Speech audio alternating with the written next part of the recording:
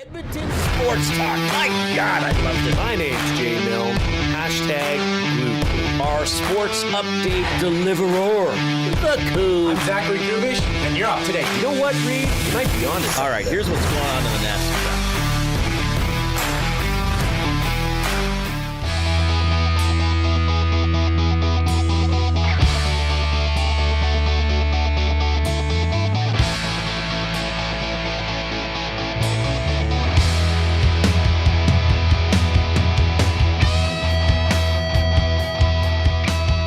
You know what I think I'm going to call the Utah Mammoth? The Woolly Bullies. I just thought of that. The Woolly Bullies. I like that. Oilers and Mammoth tonight. Oilers coming in 34, 28, and 9. 77 points. Utah 37, 28, and 6. They have 80 points. The Oilers expected to go with McDavid, Podkolzin, Savoy, Nuge, Roslovic, Hyman, Dickinson, Szymanski, Kapanen, Henrique, Jones, Jarventi. I think the D pairings will be, quote-unquote, the normal pairings, not the ones they were fooling around with yesterday. Ekholm and Bouchard, Nurse with Murphy, and Wallman with Emberson. Jarry's going to be in net. We have not seen him in net a lot recently. He hasn't played since March 12th. He has not won a game in which he started since January 26th. He was the winning goaltender against the Avalanche. Didn't start that game. Now, he likes playing this organization. Now, yes, officially in the record books, they're an expansion team. We all know this is the offshoot of the Arizona Coyotes. Against Arizona in his career, Jarry 6-1, .913 save percentage, 2.12 goals against average, and a shutout. Hopefully he can be in that form tonight. Utah will have Vejmelka in net. 1-5-1 against the Oilers, Belzy. 4.85 GA and an .859 save percentage. My goodness. You know, the Jarry thing, it's encouraging until you go, well, they used to be the, Arizona Coyotes. Right. And they were putrid. Generally. But I think you got to start somewhere. Like the Mammoth have been unbelievable. They're a good team. Yeah, they are. Shawn Belle is here. Jason Milne is away this week, so we always have guests on, but Belzy's usually on every Tuesday. But this week I said, do you want to come hang out with me for an hour or so? He's like, yeah, I'll come in from 3 to 4, and then you're on tonight working with Tom. That's right. All right, so a lot of Belzy today on EST, which is going to be pretty good. Side note, Mammoth, also the original name of the band Van Halen, and now Eddie's son Wolfgang tours with a band. Aren't they... Mammoth VH? Mammoth VH. I think they open up for Metallica. I think they're coming to that Rolling Thunder this summer, too. They are. They've been here a few times, actually. Well, he's probably seen them live touring. twice, I Got to think. get out there and tour. Yeah, one time Iron Maiden was here. They opened up for Iron Maiden when Metallica and Pantera came to town. Right. Mammoth VH was there as well, and they're coming back. They were there when Pantera was here? Yeah, I'm pretty sure. Oh, I definitely heard them then. How long ago was that? I think it was 2 summers ago. For Pantera and Metallica? Yeah. Well, that was the Commonwealth previous one, where Metallica did 2 shows that were totally different the 2 nights. Yeah. Did you go to those? I went to Friday. I got free tickets. Okay. Normally I wouldn't. This is not my genre of music. Lining up to get tickets for Metallica, Pantera. Right. I was a little worried at Pantera. Like that's aggressive music. It's heavy. They used to be like power ballads, though. And then they shifted into that. They shifted into what? Oh yeah, my God. I know. Weren't they always that with some ballads mixed in? They're pretty glammy a little bit, like not too pop metal-y. There was no pop metal to that. No. What I heard, there was a guy that was like flexing at the sun. Phil Anselmo. Doing whatever he was doing. And he was feeling himself. They're fire. No, that is not pop. Pop what? Pop metal-ish. Pop metal? They were weaker, like they weren't as strong when they first started, but then they turned into that crazy. Didn't know that pop and metal mixed. I mean, some of the stuff I would have listened to in the 80s would now it's considered glam metal or pop rock, though at the time it was considered a little heavier, like even Van Halen and Leopard. Now you look back on it and it's kind of like hard rock or glam rock or whatever. That makes more sense to me. Like, hard rock sounds different than pop metal. Is metal in my head? Metal in my head sounds like it's still metal's aggressive. Like Metallica. Yeah. But there's way heavier stuff than Metallica, though, isn't there? Metallica for sure. would be hard Black rock metal. to me, though, no? Their new stuff, like their Black album. Doesn't your team walk out to Enter Sandman? I don't know what team. Oh, yeah. That's what the Oilers walk out That's to. what the Oilers do. I don't know about us, but sure. No, I thought 18U HC Edmonton walked out to enter Sandman. If they do, that's not by my choice. I've heard some the coach doesn't pick the music, eh? Coach doesn't pick the music. Imagine that. Who was it? It was Ninema, right? That was into like the really heavy, like black. Was that called black metal, goth metal? I don't know what it was called. Yeah, black metals. Because Scandinavia, I think, too, is known for having a lot of that style of music. Yes. That's a very Norwegian Which is thing quite too, odd, given the fact that they're supposed to be very nice. I don't want to say docile because I think that's the wrong word for it, but like they're supposed to be nice, laid back people. But there's a bit of there's a dark side. There's a dark side. Yeah. That's how they get out their aggression, right? Like they're kind people, but they got to let it out somewhere. When they close that door, they turn on that music. And in those countries, like they're kind of on our latitude. It's like dark. We still get winter. It's dark early. It's dark a lot in the winter. All that kind of stuff. Yeah, that's fair. So you gotta it's dark at 4 p.m. You gotta get on there and turn out some music. Yeah. So anyway, Shawn Belle is here. We're going to spend a lot of today teeing up the Oilers and the Mammoth. Busy night in the National Hockey League. 15 games. Who are the two teams not playing, Coop? Did you look? I can't even look. I didn't even check. Off the top of my head. Who played yesterday? The Rangers and Ottawa. Ottawa is playing again. The Rangers are not. So we have to find the other mystery team. It shouldn't be too hard. So here's what you can do. This out. If you're listening to us on iHeartRadio, TuneIn Radio, thanks for using those audio streaming apps. You can help us out. Spread the word of EST. You might have to take a buddy or a relative's phone and say, hey, look, here's the app. Here's how easy it is to listen to these guys. I really find everybody, and look, I try to be polite with people, but if someone says, oh, I could never understand how to listen to a streaming station, you really need to call their bluff. Like that's almost like saying I could never open a book. It's about as turning the opening cover of a book is about as difficult as clicking an app and consuming something you want to consume. It's almost like, hey, have you tried the play button? Right. It's that That's simple. a good point. Buffalo's not playing. Thank you, Jasmine, who put it in the chat 3 times. She's all over me. If you're on YouTube, thanks for being there on YouTube as well. It has the visual element. The channel is Edmonton Sports Talk. Subscribe to it if you haven't already. And then also get in there and click the thumbs up button.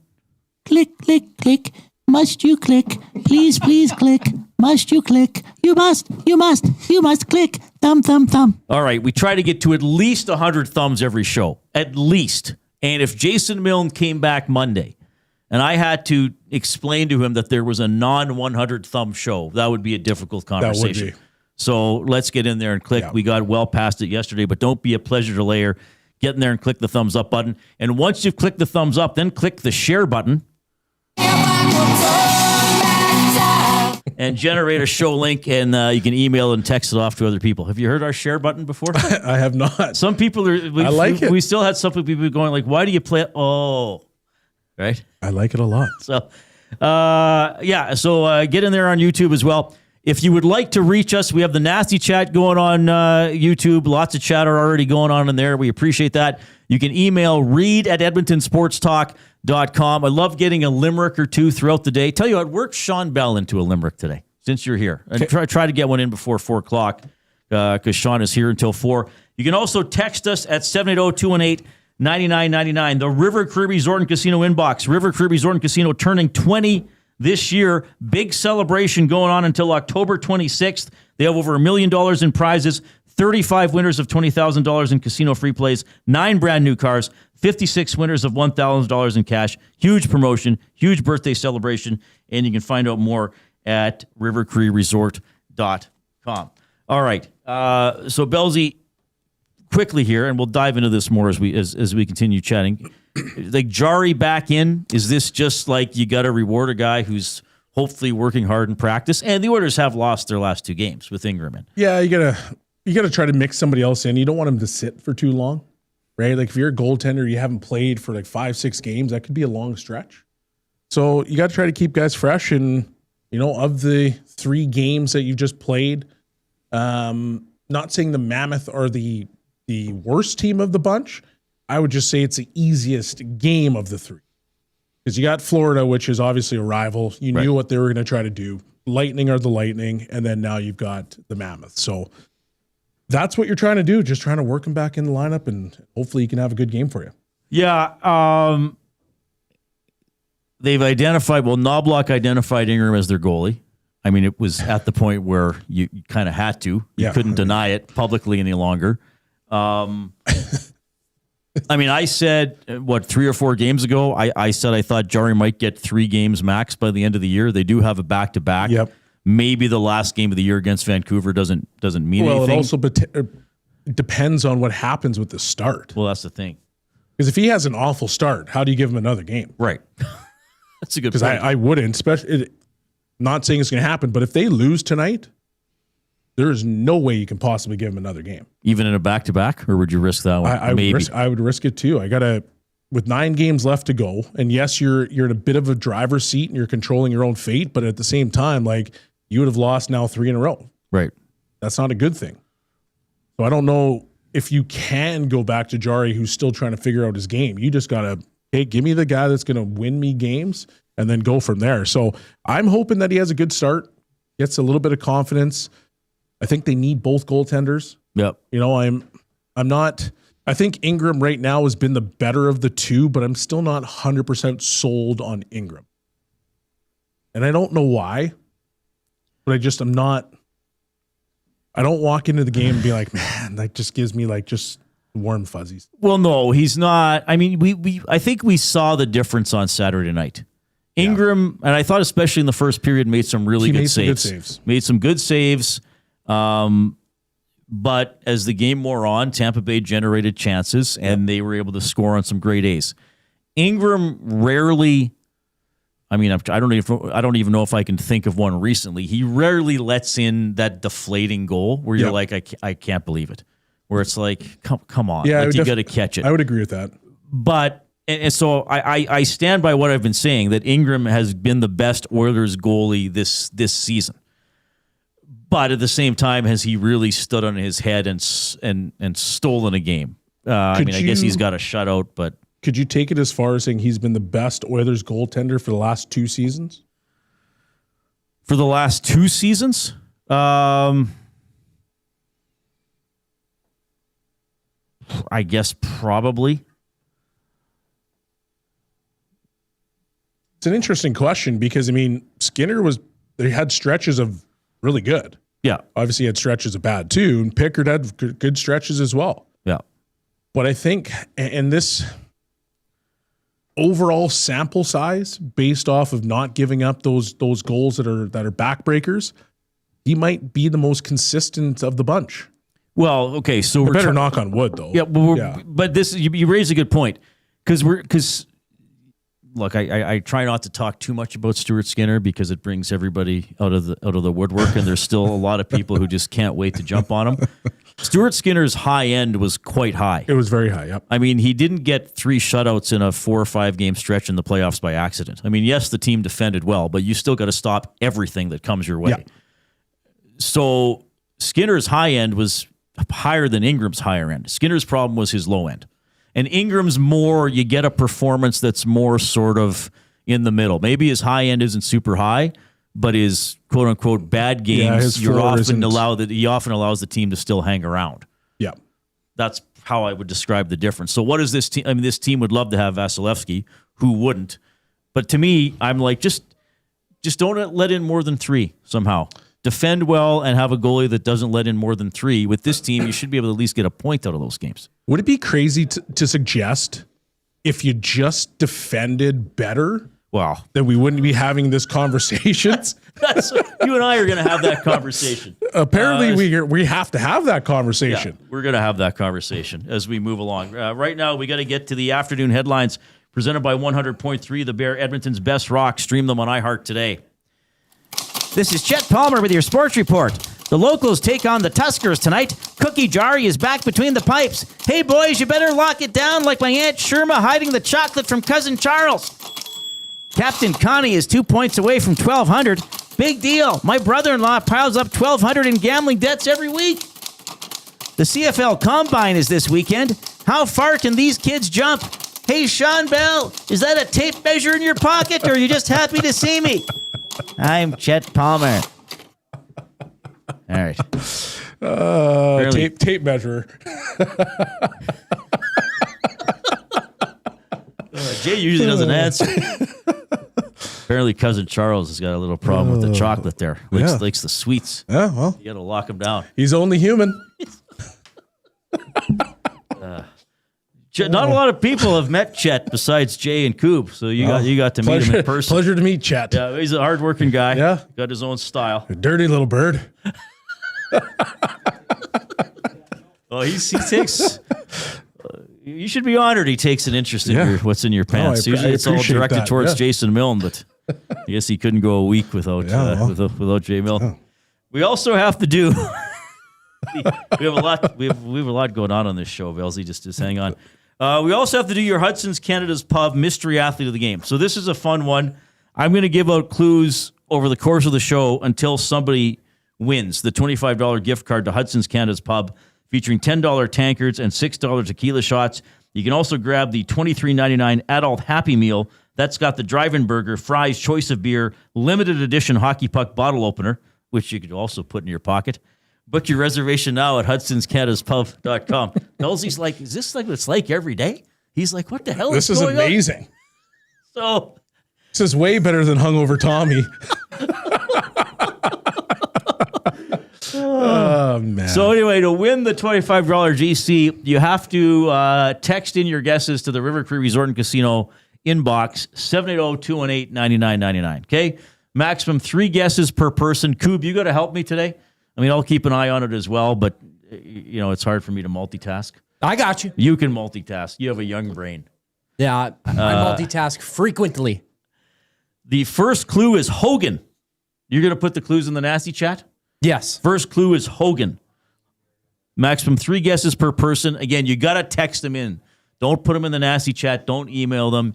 You got to text them in to win. Okay? And that's spelled like Hogan. Hulk's last name? Hogan. Yeah. Hogan. Like Hulk Hogan. Hogan.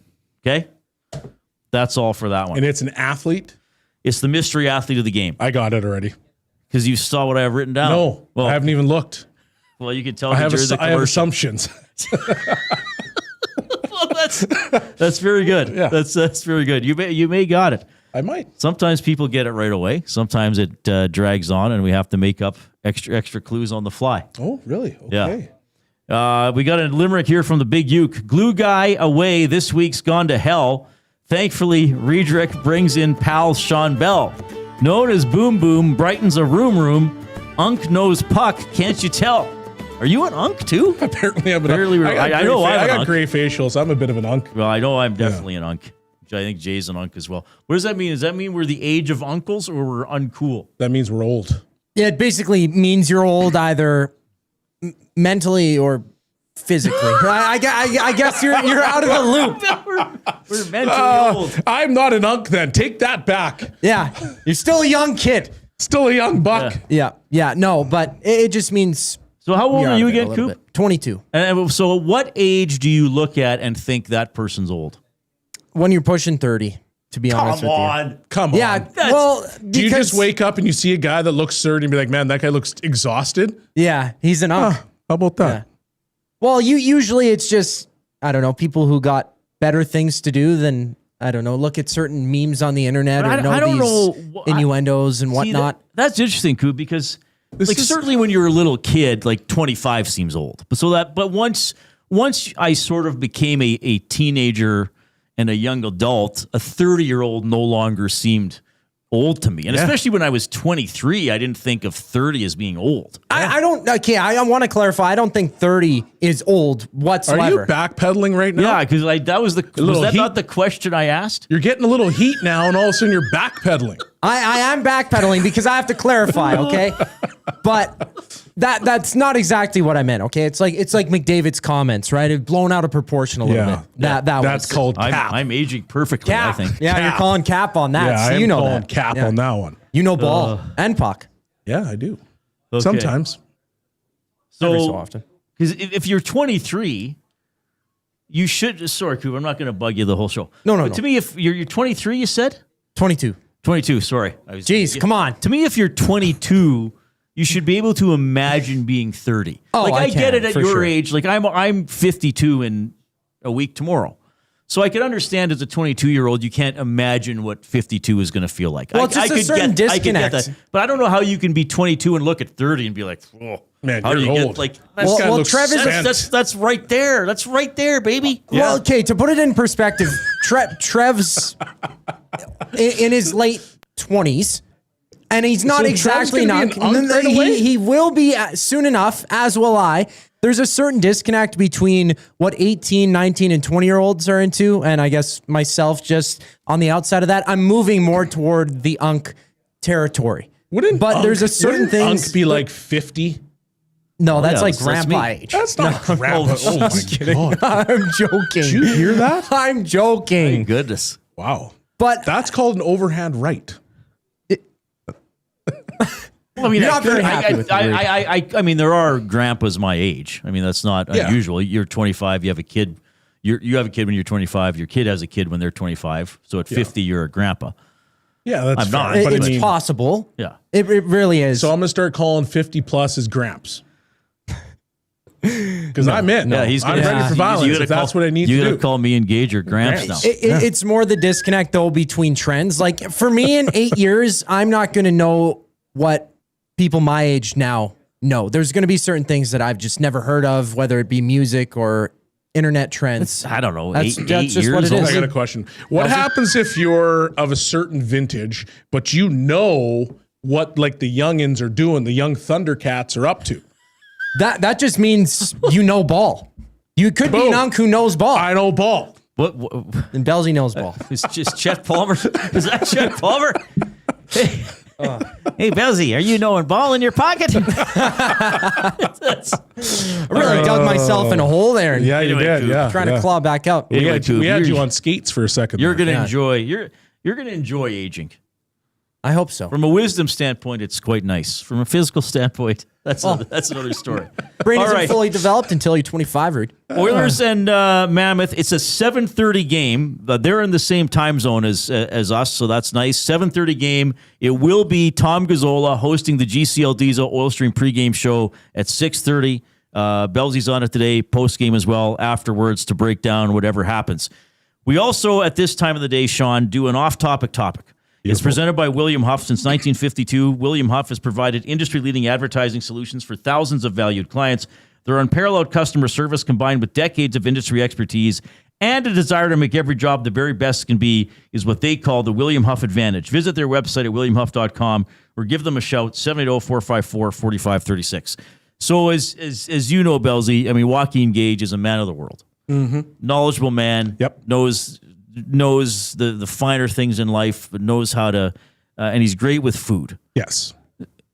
Whether it's a high-end meal or him coming in today with some ingredients from the Italia Center and just whipping up this beautiful-looking sandwich for himself. He's got the mortadella. I think he had some prosciutto. He's got some cheese. He's got some tomatoes. He's got the sub bun, And as he's having a conversation, he just makes a sandwich. Like he's incredible. Yeah, I love it. So the off-topic topic is what is your go-to, your best, or your favorite homemade sandwich? So I'll say for the listeners, this can be something you make yourself. And if this is something Mom used to pack for you in grade 5, that's fine as well. Your best or your favorite homemade sandwich. Homemade, like not bought anywhere, homemade. Yeah, a little homemade sandwich. I'm going to be a kid. Is there anything better than a good PBJ? Toasted? Non-toasted, but it's got to be soft bread, extra thick. Like those thick slices of bread. Yeah. A little PB&J. I don't know if there's a better sandwich. Yeah. See, I can't speak to that because of my the peanut allergy, so I've Yeah. actually never experienced that. But certainly that's going to be a popular one. It's a luxury because I hadn't had it for a really long time. And then one day I was just like, you know what? I'm going to whip one up. I was like, man, that's delicious. Different flavors, different textures. Has to be strawberry jam. So is Not it that is- raspberry jam? That's not Crunchy or smooth peanut butter? smooth peanut butter. Just a regular. Well, because you already have, like, if you have the right type of jam, you might get like a strawberry in there. So you don't want to mix that strawberry with crunchy peanut butter. It's got to be smooth peanut butter. Man. So now I have a question because I've never even thought about asking this because as you know, Bellsy, just peanut butter is not on my radar. Yeah. You know, when bacon comes in, what's the first thing old Reid has to ask? Yeah, you gotta look for peanut butter. Right. Yeah. So when you make a PB&J sandwich, do you put the PB on one slice? Yep. And then you just put them, you don't like do one on each and something in the middle? No, you can't put peanut butter down and then try to put the jam that's what I was wondering. That's criminal. Okay. You can't do that. They've got to be two separate entities. Okay. And then they come together to make one. You don't want any cross-contamination. No. Yeah, that's what I was That's wondering. the key thing, yeah. There's got to be a layer of bread, peanut butter, bread, jam, boom. Even layers. And so what is peanut butter? Is it, I don't even know. Is it sweet? Is there bitterness to it? I have no idea. Actually a good question. It's not going to be as sweet as a jam. Okay, so there's some contrast there. There's a little contrast. It's got a little bit of a saltiness to it. Okay. Yeah, just, I don't know. It's just all around fantastic. A heaviness as well. Like it's not a thin thing, I guess. Rich. Yeah. Nice and creamy most times. Pender's Pancakes, whole wheat toasted, bacon, chicken in thin slices, pan-seared, lettuce, tomato, pickles, Swiss cheese, mustard, and mayo. That sounds like a good sandwich. That sounds like a delicious sandwich. I'm not as big a fan of the whole wheat. I'd go with like a sourdough. Yep. Oh, yeah. Oh, I love a good sourdough. Nice, yeah. But that sounds like a good sandwich. This is right up my alley, though. Okay, so you know how long that sandwich makes? Like, that's a long sandwich. That's a process. That's a process. Like, you got to wait, 20, 30 minutes. If I'm going for a sandwich, it's got to be boom, boom. Let's go. Right. Ham and cheese, baby. That's a classic for me at lunchtime. That is a classic. Yeah. You get it done in 2 minutes. 10. So the off-topic topic for... PB&J, what are you talking about? The off-topic topic for William Off, your favorite homemade sandwich you make for yourself, maybe mom or grandma or somebody made for you back in the day. Put that in the nasty chat. Text the River Cree Resort and Casino inbox 780-218-9999. It is an Oilers game day. Shawn Belle is here until 4 o'clock. You're going to hear from Knoblauch and Nugent Hopkins a little bit later on. Several games affecting the Edmonton Oilers. I want to dive into that before the end of the show as well. Here's the Coob with the sports update.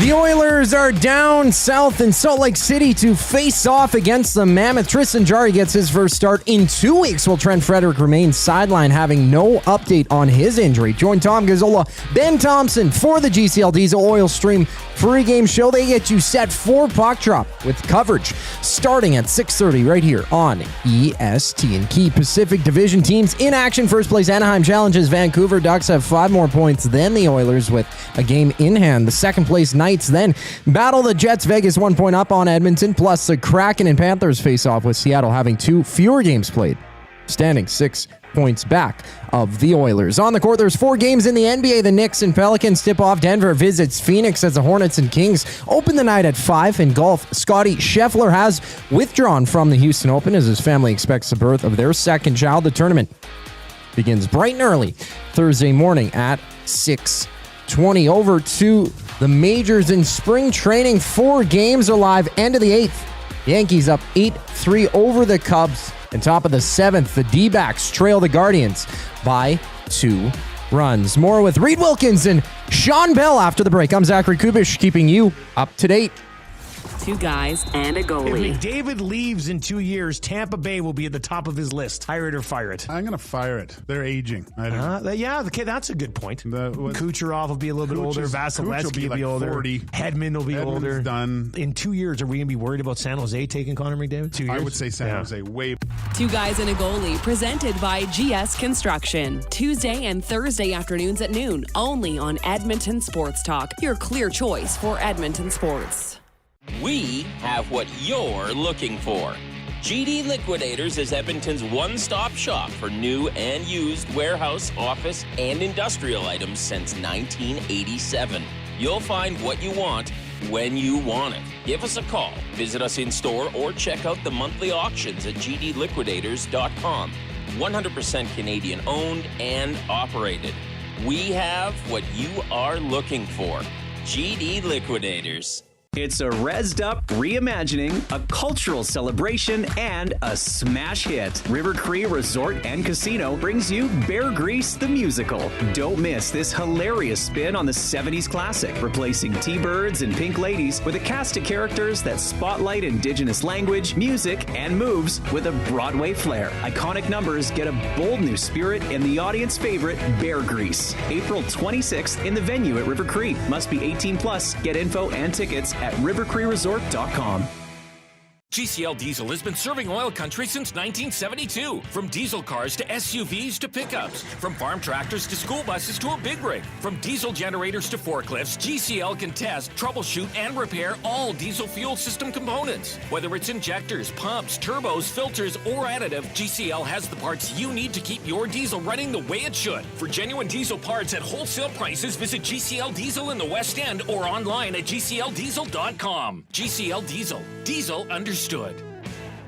Real fans don't stroll in at puck drop. They claim territory. They study the screens. They get into their spot, which is why this matters. The Canadian Brewhouse now has happy hour. Brand new, tons of options, and the good stuff like our espresso martinis and our cracked pepper and sea salt dry ribs. Monday to Saturday, 2 till 6 p.m. starting at $3.99. That's more than enough reason to come early. New happy hour at the Canadian Brewhouse. If you're serious about game day, we'll see you for happy hour.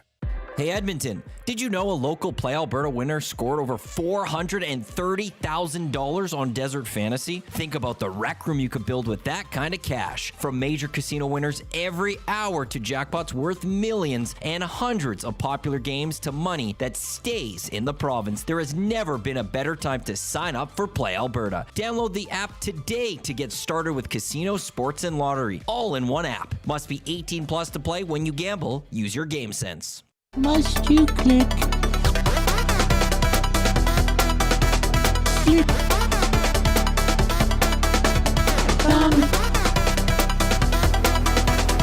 Must you click? All right, hope you're having a great afternoon, Oilers and Mammoth tonight. Special team story in this one. Oilers first in the on the power play in the NHL, 31%. Utah, not good. 29th, 16.6%. That's kind of surprising. PK, Oilers still 26. They've been there, well, kind of 25 through 28 for quite a while, 76.9%. And Utah's PK is just okay, 79%, 18th in the National Hockey League. Off-topic for William Huff, your favorite homemade sandwich. An unnamed texter, Bumblebee Pete, actually. Got to put your handle in there. We do. My aunt used to make me a bacon, tomato, and sardine sandwich. It was delicious. Interesting. I don't even know. I can't even imagine what that would taste like. This would be salty. Yeah, that'd be very salty. You know how far we could take this off-topic? Because some of the stuff, like I'm seeing bologna sandwiches, fried bologna sandwiches. And then I was listening to, the Nielsen show this morning, and they were talking about Cheese Whiz. Like, do you know the poisons that we used to put in our body? Used to. Oh, God. Cheese Whiz is awful. Cheese Whiz and crackers? But so good. Right. Bologna? Macaroni? That's even worse. Fried bologna sandwich? Good heavens. Yeah. Well, so, one candy I like, and I'm not a huge sweets guy, but I like nibs. And then sometimes I look at them, I'm like, what am I eating? Like, these are little pieces of plastic. Yeah. But so delicious. but they're delicious. The 55-yard line is in the nasty chat. It says, my favorite sandwich is between two 50-yard lines. Too bad it'll be a lost art soon. Poor 55-yard line. I feel so bad for them. Yeah. All right, keep those coming in. El Presidente, salami, pepperoni, and mozzarella cheese melted into the bread is a good sandwich. That sounds pretty good. That does, yep. Yeah. So your favorite homemade sandwiches are off-topic. All right, Oilers and Mammoth. Well, let's start with, because I don't think you've been on air since Saturday night, right?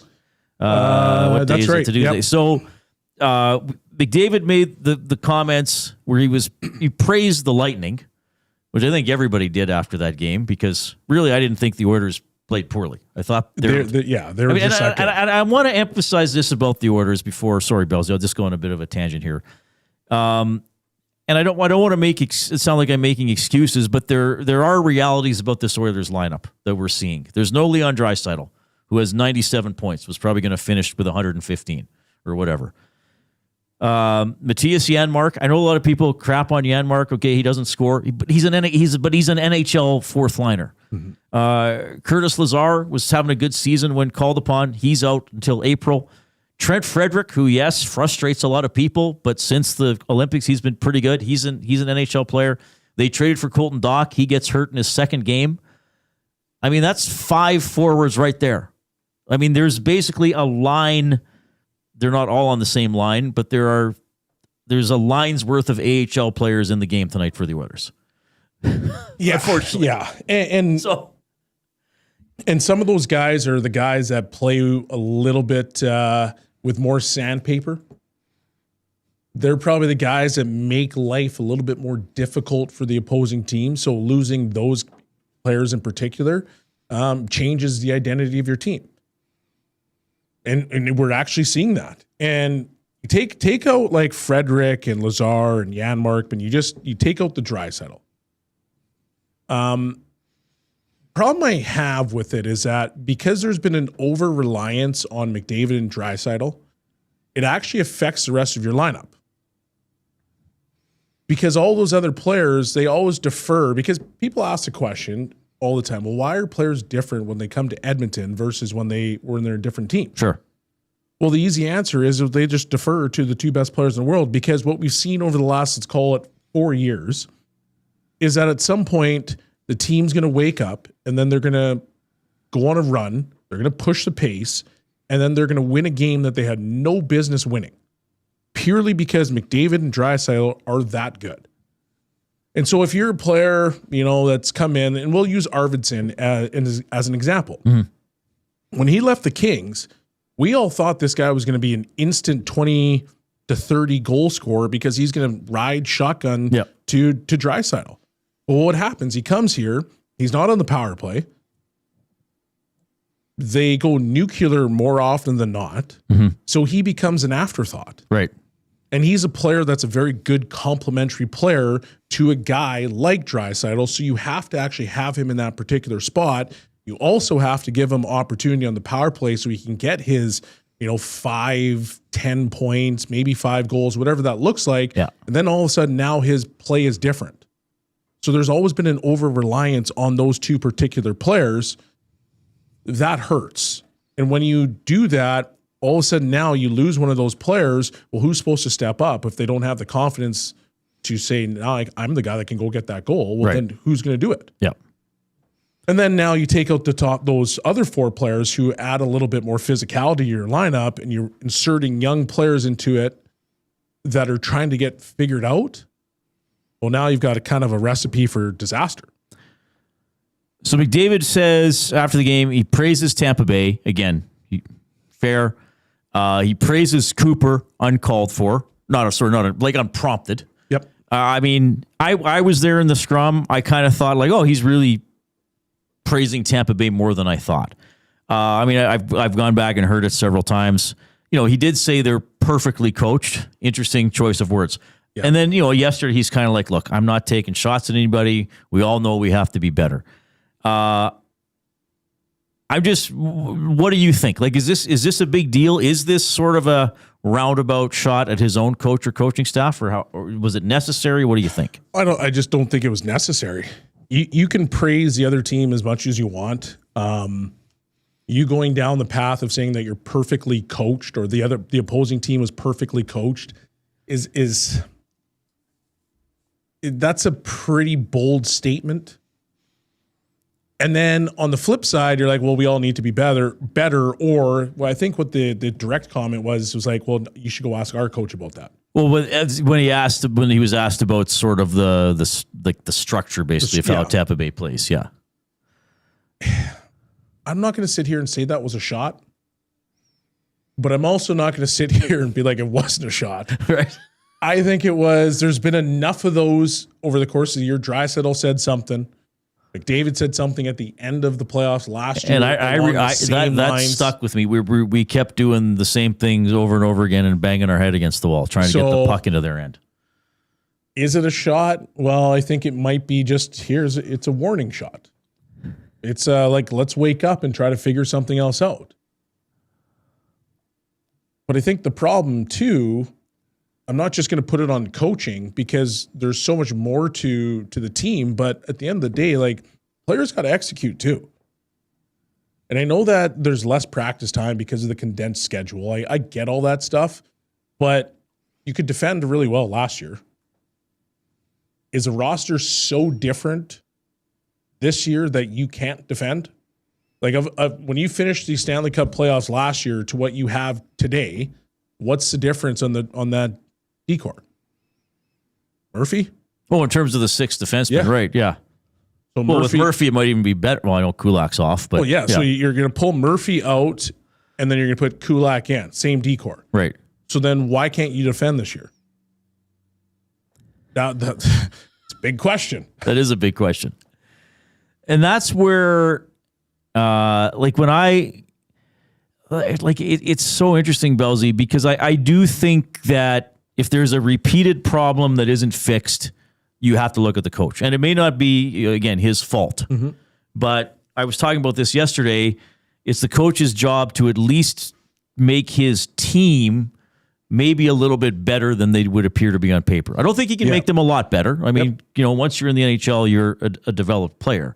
But then, as you've referred to, there's also a repeated mentality where we, as observers, wonder, well, why can these other teams have a person in the right place all the time? And like Brownie always used to say to me, and I'm sure you've said it or heard Brownie say it, it doesn't take any skill to defend. It takes determination and hard work and a little bit of intelligence. I mean, if you're honestly slower than a guy, okay, maybe you won't be able to keep up to him. But you can try to get in the right place to make up for your deficiencies. There also has to be a want to do it. Right. So, I just saw a comment in the Nasty chat. Well, Wallman's drop-off has been critical to the overall defense. Okay, sure. Well, what's dropped off from Wallman? Is it his puck-moving ability? Yeah, maybe. But the defense positioning, you don't have to be a rocket scientist to figure out, where do I need to stand? Right. Like, okay, the play's there. You're standing wide open there. Like, maybe get your head on a swivel. Oh, I'm going to go take you. But they're not doing that at all. And the amount of grade A opportunities that they're giving up is cause for concern. And I remember saying it even before Coffee came back, but there was a game where I think they gave up like 14 or 15 grade A opportunities and they lost. I'm like, that is a problem. Yeah. Most teams want to give you maybe 4 or 5 grade A opportunities because that doesn't count the B chances. So if you're giving up 14 to 15 grade A opportunities, well, how many B chances are you giving up? Right. So you're probably in the 20s. That's not a good thing. Yeah. And so for me, yeah, like there's been guys that have had drop-offs, but at the same time, if my play drops off and I'm a puck-moving guy, that generally means my puck-moving ability has dropped off. That doesn't mean that I can't go tie somebody up. It doesn't mean that I can't find a way to still be impactful. And I know I've been saying this for a long time is that, hey, if you're not a scorer, that's fine. But find a way to impact the game in another way. So whether that's I'm not going to give up a goal today, and that becomes your, that becomes your sole focus. Yeah. Then do that. Yeah. Because it'll help the team. I've called them at times a very impatient team, which when they've been good, I mean, let's face it, they'll probably still be in the playoffs this year, though it's tense. Yeah. Which, I sort of look at, are you comfortable in a scoreless tie or even down a goal? I feel like when this team is down a goal, it's like, oh, we got to get 2 back right away. Yeah. And we've discussed, as you know, for several years, quite frankly, especially with Leon and Connor, at times do they enjoy their jobs? Oh, I scored. Okay, don't. I don't want to high five you. I'm supposed to score. Like, leave me alone. Yeah. Even sometimes overtime goals. It's like, okay, good one, guys. I'm not all the time, and I've made the point, and I said this yesterday as well. To me, the most fun. They look like they're having the most fun playing hockey when they're down 4-2 halfway through the second period, and then it's like, hey, we just got to go. Because then they don't have to worry about You just got to go. Yeah. We don't have to worry about the defensive end anymore. We're probably going to lose anyway, so we just got to go. Oh, man. It's true, though. They play different when they're down by 2. They play more free. They play more loose. Are they overthinking? I don't know. But it just, to me, the way that they've been playing, like, it's just, on the defensive end, it's not great. It's not great at all. Yeah. And to be fair, it's probably been better since the Olympic break in some ways. Yeah. Yeah. Like, they actually beat Colorado, They, I know. Belsey joining me, of course, in the Canadian Brewhouse studio.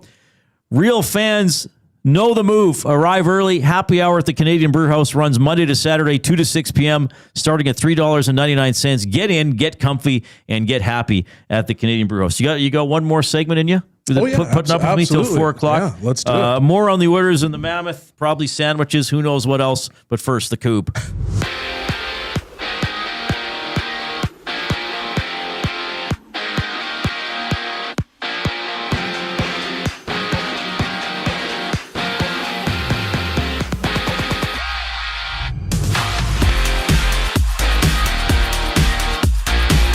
Edmonton hits the ice in Utah, facing off against the Mammoth. Tristan Jarry gets a nod in between the pipes, his first start in 2 weeks, while Trent Frederick remains out for the Oilers, having no update on his injury. Tune into the GCL Diesel Oil Stream pregame show. Tom Gazzola, Ben Thompson hit the airwaves to set the table for the matchup. They go live at 6:30 right here on EST. And 7 games get going at 5 o'clock, including the Maple Leafs and Bruins facing off. Anthony Stolars gets a start for Toronto. Elsewhere, the Habs and Hurricanes clash in Montreal, while the Senators and Red Wings duel out in Detroit. In NFL news, Joe Flacco is joining the Bengals on a 1-year deal, according to NFL Network's Ian Rappaport. The deal is reportedly worth $6 million. Just 4 games in the association. New York plays host to New Orleans. The Hornets and Kings tip off, while Orlando hits the hardwood in Cleveland. In golf, Scotty Scheffler has withdrawn from the Houston Open. His family expecting the birth of their second child. The tournament begins Thursday morning at 6:20. And in spring training, 3 games are live. The Tigers with an 11-7 lead over the Rockies, bottom 9th inning. One more segment with Shawn Belle up next on the Reid Wilkins Show. I'm Zachary Kubish, keeping you up to date. The oil stream. How much are you reading into anything that he said? Yes, you don't see a lot of other teams, guys, praise the other coach as much as he did. But as Tommy mentioned, he's played for Cooper. Yep. I think anybody who's played for Cooper probably understands how good he is at his job and how he's probably better than your coach. I mean, that's usually how it would work in that situation. The Oil Stream, presented by Boston Pizza. Monday, Wednesday, and Friday afternoons at noon. Only on Edmonton Sports Talk. Your clear choice for Edmonton sports. You know the saying, April showers bring May flowers, but really May brings you... Mom, I'm home from university. Need extra space? Sentinel Storage. Affordable, convenient, and Canadian storage solutions. Try 4 weeks free, plus students save 10% on continued rental. Details at sentinelstorage.ca. At Firehouse Subs, our subs are freshly toasted, stacked high, and crafted to satisfy. Each sub is piled high with premium meats, melty cheese, and toasted to perfection. Firehouse Subs brings bold flavor to every bite, all served on a freshly toasted roll. But we're not just feeding Edmonton, we're fueling it. Dig into the brisket hat trick, piled with slow-smoked brisket and melty cheese. Or go to the Firehouse Subs fan favorite, the Hook and Ladder. Made to order with smoked turkey, honey ham, and Monterey Jack cheese on a perfectly toasted roll. With 15 Firehouse Sub locations across Edmonton and the greater area, it's easy to grab a hot and hearty sub close to home. Firehouse Subs. Hot, hearty, made to satisfy. It's a rezzed up reimagining, a cultural celebration, and a smash hit. River Cree Resort and Casino brings you Bear Grease the Musical. Don't miss this hilarious spin on the 70s classic, replacing T-Birds and Pink Ladies with a cast of characters that spotlight Indigenous language, music, and moves with a Broadway flair. Iconic numbers get a bold new spirit in the audience favorite, Bear Grease. April 26th in the venue at River Cree. Must be 18 plus. Get info and tickets at rivercreeresort.com. Goodwill is one shopper. Finding something I never knew I needed. A jacket. A deal. One donor. Letting go of something so someone else can move forward. One program participant. Learning. Trying. Building skills. Building confidence. Building a future. One purchase. One donation. One job. One choice. Goodwill is the power of one. The power of one. The power of one. The power of one. Goodwill Industries of Alberta. It all starts with one.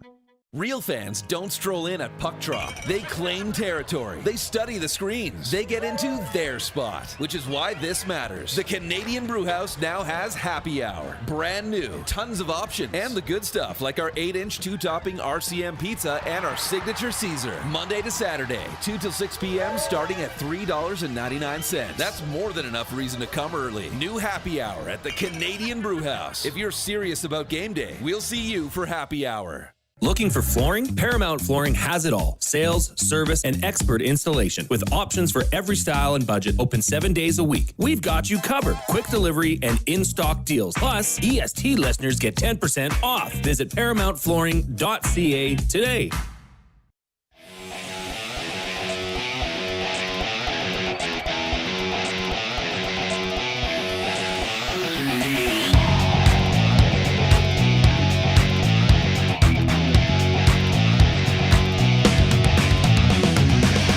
All right, Oilers and Mammoth tonight, their second of 3 meetings this season.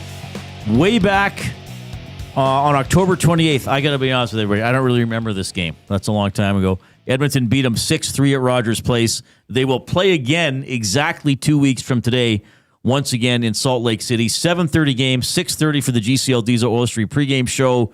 The Oilers' leading scorer, of course, Connor McDavid, 116 points, 2 points away from 1,200. And the Mammoth are led by Clayton Keller with 68 points. Their leading goal scorer is from Edmonton. Dylan Gunther has 34 goals, 59 points. He has 7 power play goals and, has a chance at 40 this year. He is not yet 23 years of age. Ooh. Well, I remember them talking about him as a 15-year-old. He can shoot the puck. He can shoot it. He certainly can. Did you know him at all? Just a little bit. We crossed paths a few times. Yeah. But he's a special talent. Great shot. Yeah. He's in that OV spot now on the power play. Right. And you're just gonna stand right here. You're gonna pass me the puck. Everybody knows you're gonna get this puck. Somehow they still can't stop. All right. Before we get more on tonight's game, Coob, you got something for us topic for William Huff? Yeah, we got a few. Your favorite homemade sandwich. You can give us a couple here. Nolan from St. Albert, ground beef, onion, Cajun spice, brown sugar, lots of mustard, a little bit of barbecue, a bit of V8 juice, all cooked in a pan until it's like taco meat, toasted burger bun. It tastes like McDonald's. Oh, interesting. That does kind of sound like a taco, yeah. Quite the process. That sounds nice, but another long process. Well, here's another one. I need instant gratification. Well, actually, no, this is a pretty easy one. I'm not sure if you guys have ever tried this. It's one of those weird food combo things. Okay. The real not so Slim Shady coming in. Best sandwich my grandma used to make me. Peanut butter with dill pickles on fresh white bread. I know, Reid, you haven't really tried it. I do like pickles, though. I've never tried that. I think Elvis used to, that was a peanut butter and banana sandwich. I'm pretty sure he used delicious, by the way. I gotta try like that. Dessert. And I hear it's good. Yeah. The dill pickle one is amazing because of the saltiness with the peanut butter. Really? Mm-hmm. How about that? Yeah. RC Ladner also coming in. My all-time fave is a good old Reuben, grilled Reuben, marbled rye bread, corned beef, sauerkraut, Swiss cheese, Thousand Island dressing, spicy mustard for dipping. Says her family makes her own hand-cut sauerkraut in the fall as well, usually about 50 pounds worth, all shared in jars among the family. It blows out store-bought variety out of the water. Oh, that's cool. Yeah, nice work. That's the Reuben. I don't mind a good Reuben. Reuben. That's good. It's homemade though. that actually sounds. Because when really you were good. reading that, I was like, wait a minute, are they going somewhere? But that's awesome. They're doing all that themselves. That's good. Well done. Did you have a limerick, Coop? That I did as well. Let me get the music rolling here. Parkside coming in. Limerick time. Connor McDavid took less on his contract yearly. Chet wants to know what's in your pocket dearly. Jarry starts in net tonight. Let's hope we're not stunned in fright. Bellsy had 33 goals for the Americans of Tri-City. Oh, my. Is that accurate? Tri-City, 1 plus 7 is 8. 8 plus 9 is 17. Plus 13, that's 30. What about the playoffs? Couple in the playoffs. You had 6 playoff goals, according to Hockey DB. Yeah, 36. Pretty good. Wrong. 3 short, come on. How about Tri-City, by the way? I think they started the season off 25, 18, and 4. That was good enough to be 3rd or 4th in the conference, safely in a playoff spot. Oof. Down the stretch, they won 1-18 and 2. Oh, really? I didn't see that. 1-18. Did they trade away a bunch of guys? No, they didn't make any trades. They missed the playoffs by 10 points. Oh. Yeah. What was it the competition? What did they change? I didn't realize that. Wow. I just saw this today. It's funny because I scout for Tri-City still. And I was like, oh, okay, yeah, they're fine. You know, kind of did my own thing for a little bit because we were, getting busy with hockey. And then all of a sudden, I'm looking on the internet today. I'm like, oh, we're out. Yeah, they are not in. Yeah. 1-18 and 2. The Oil Kings will start the playoffs on Friday. They're taking on the Saskatoon Blades in the first round. The Oil Kings obviously will be favored in that. They did finish 20 points ahead of the Blades. I believe we're going to get Jason Smith on the show tomorrow. Oh, nice. Head coach of the Edmonton Oil Kings, who had a really good year. But, man, there are some powerhouse teams. Everett finished the season with an .860 points percentage, 57-8-3. Penticton actually was like, how would you like the Penticton V's, who came up from the BCHL? From the BC, yep. Like they go 7-21 and they finish second in the conference by 19 points. Yeah. In the Eastern Conference, PA, great team, 52-10-6, 110 points. Medicine Hat, 50-10-8, 108 points. Oil Kings, 45-18-5, 95 points. So they had a pretty good year as well. So they will be favored against Saskatoon, and then possibly a showdown. If it all goes according to seeding, a showdown with Medicine Hat in the second round, which would be a great series if we get there. Great series. Got to shut down Pickford. I think did he have the record for goals as a defenseman with 54? I think it was. Well, I think he might have. Yeah, he had a ton. I think he finished second or third in the league in scoring as a D. Where are my stats here? Leaders. Just sorting this on the fly here. Bryce Pickford. Okay, so here are the goal leaders in the dub. Cameron Schmidt, Seattle, 51. Medicine Hat had 2 guys with 45, Pickford and Liam Ruck. Yeah. Unbelievable. And Pickford's the defenseman. Unbelievable. So, yeah, dub playoffs, always fun when they get going, and we'll talk about that. Well, we'll have Jason Smith tomorrow, and we'll be talking about it a lot. Oh, Pickford's from Chauvin, Alberta. That's out near in the Lloyd-ish area, right? Yeah. We used to talk about them when I worked out there. Canadians draft pick. Oh, they're about to get a good one. Another good defenseman. Another great defenseman. For the Habs. Yeah. Hudson to Pickford in the back of your net. How do you like that? Yeah. All right, so Oilers and Mammoth tonight. Belzy's going to be back on with Tommy 6:30 for the pregame show, and then the postgame show as well. So Jarry in goal. We were talking about that earlier. I wonder how the fans feel, right? Because Ingram is who he is, but I don't know if people are nervous when he's in net. Like, are the first 3 or 4 shots tonight going to have people cringing, perhaps? Yeah. Yes, it will. Yes, they will. I feel bad for him because he came in and he had a ton of confidence, and then somewhere along the way it just kind of derailed.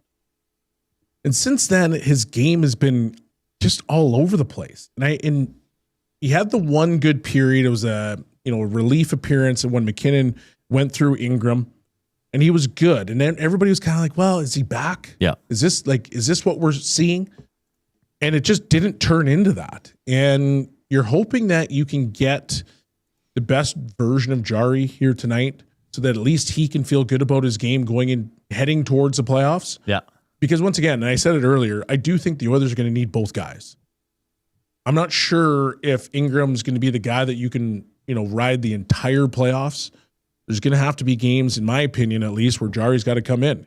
And if he's not feeling good about his game, well, good luck. Yeah.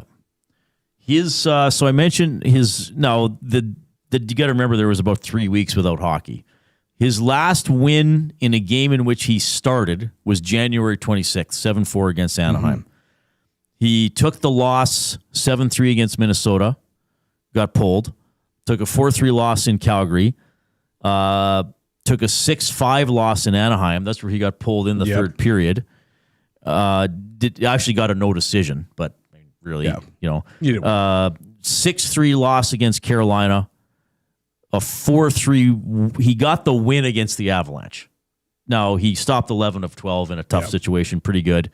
And then Dallas, he played the whole game, let in 7 goals. That was the last time we saw him on March 12th. So since that Anaheim win, he has 5 starts and 6 appearances. His save percentage is .807. Oh, boy. 4 of every 5 are going in. Oh, boy. Yeah. That's not good. No, that's not good at all. That's not good at all. That's not good at all. Now, if you were to look at those goals, what are they like? Because that's got to be a telltale sign too. Like, as much as we criticize the goaltending and say it needs to be better, and he's given up all these opportunities, are the goals backdoor tap-ins? Like, what's the quality of the goal? Honestly, Belsey, that Dallas game, I thought it was 5-2 after 2 or 5-0 before Edmonton scored. I thought 4 of those 5 you'd probably need to like save. at least a couple stop. Yeah. I mean, there was the steal play on the partial 2-on-1 where he's not stopping it. But again, it's those wristers or those mid-range shots where it's like, well, yeah, he put it in off the post, but you probably how many guys are putting it in? Yeah, you just need the stop, or those ones that just go past his glove, and it's like, well, but like you looked at Vasilevsky Saturday night, like all those are stopped. One of the ones he let in was the weirdest goal ever. Yeah, exactly. I don't disagree with you. It's just you want to see more from him. I think I bet you he probably wants to see more from himself. But I think that's sometimes where goaltenders, and I'm not a goaltender, so Gager can walk in and slap me at any time. But sometimes I think when goaltenders aren't feeling their game, like they kind of get into like a bit of a mental pretzel where it's like, hey, I have to stop the next stop.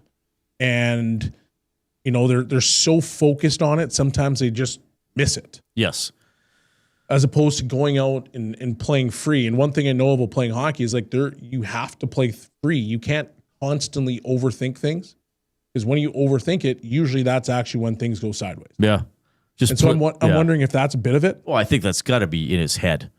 Like, I let one in. Oh, now what if I let the next one? Here we go again. Yeah, it's like the golfer who's thinking about his putting when he's teeing off. Yeah. It's like you're finished. It's like me when I'm trying to drive a ball. Right. Yeah. Can't wait for this slice.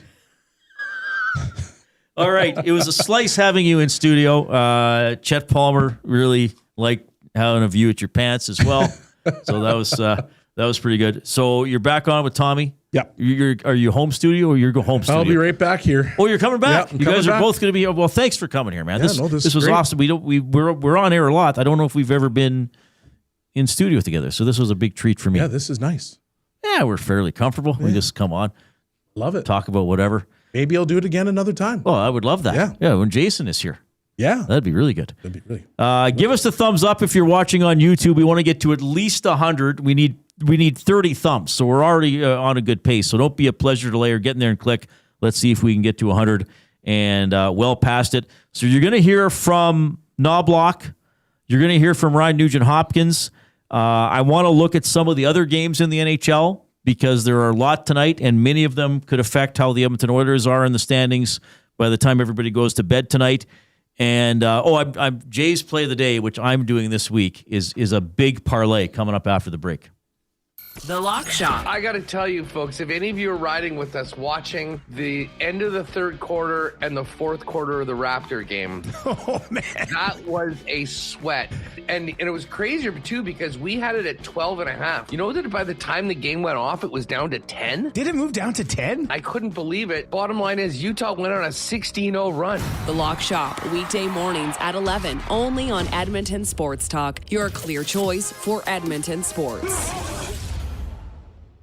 Loves the thrill of competition, but prefer to keep it classy? Well, it's as classy as you can get when Dustin Nielsen is the host. Join us April 14th at Bell and Scona for Edmonton Sports Talk Bid for Kids, presented by GS Construction. A night filled with special guests, auctions, and a ton of prizes in support of kids sport. No whistles, no play clock, just a room full of generous hearts. EST's Bid for Kids. Get your tickets at kidsportbidsforkids.com. Use promo code ESTBIDS for 10% off. You've always known GCL Diesel as the experts in diesel fuel systems, but did you know that GCL is also your source for turbochargers and turbo repair? As a turbo supplier for Garrett, Borg Warner, and Holset, GCL can provide genuine original equipment turbos at wholesale prices. Whether it's diesel, gas, natural gas, or performance, we can provide you with the turbo or custom repair you require. Turbo questions? We've got turbo answers. Visit us in the West End or online at gcldiesel.com. GCL Diesel, turbochargers, understood. Time for a new career in 2026? Or maybe your kid is still pondering their path. Good news! Weiss Johnson is hiring. It's Dennis, and not only are we hiring for heating and air conditioning, we're also looking for experienced plumbers and gas fitters. With the growth in residential development, there's no shortage of opportunities at Weiss Johnson. Choose your path with us. Learn from one of the industry leaders, and we will grow together. Receive great benefits and school reimbursement as well. Visit weiss-johnson.com today. You've heard the name, but what does it mean? For over 66 years, William Huff Advertising has supplied signage from screen printing to digital to LED with design, production, and install in-house. It's a one-stop shop for all your signage needs. Edmonton owned and operated, William Huff has been trusted by the biggest companies and teams in the City of Champions and many others across the country to do the job. If you're looking for a way to get the word out about your company or event, they are the answer. Go to www.williamhuff.com. Their results speak for themselves.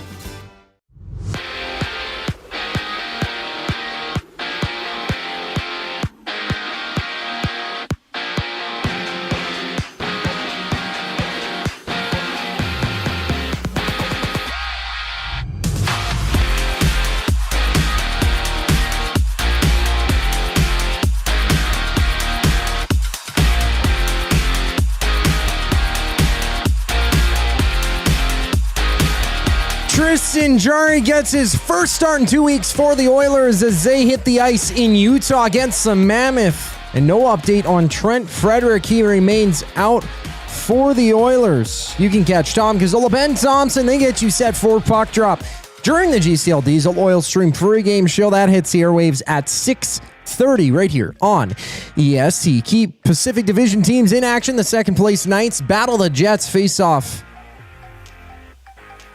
Battle the Jets. Vegas 1 point up on Edmonton, plus the Kraken play the Panthers, with Seattle having 2 fewer games played than Edmonton. 6 points behind the Oilers, and we also see the Kings, 4th in the division, enter play against the Flames, 4 points back of Edmonton for 3rd place in the division, 1 game in hand. NFL news, Joe Flacco is reportedly joining the Bengals on a 1-year deal, according to NFL Network's Ian Rappaport. There's just 4 games in the NBA tonight, including New York playing host to New Orleans at 5:30. Meanwhile, ESPN's Shams Charania has reported that Golden State's Moses Moody has been diagnosed with a torn tendon in his left knee that he suffered on a non-contact play last night against the Mavericks. In the majors, there's 2 games live right now in spring training. Guardians up 9-5 over the D-backs, bottom 8th inning. I'm Zachary Kubish. That was your sports update. Hour 2 of the Reid Wilkins Show starts right now.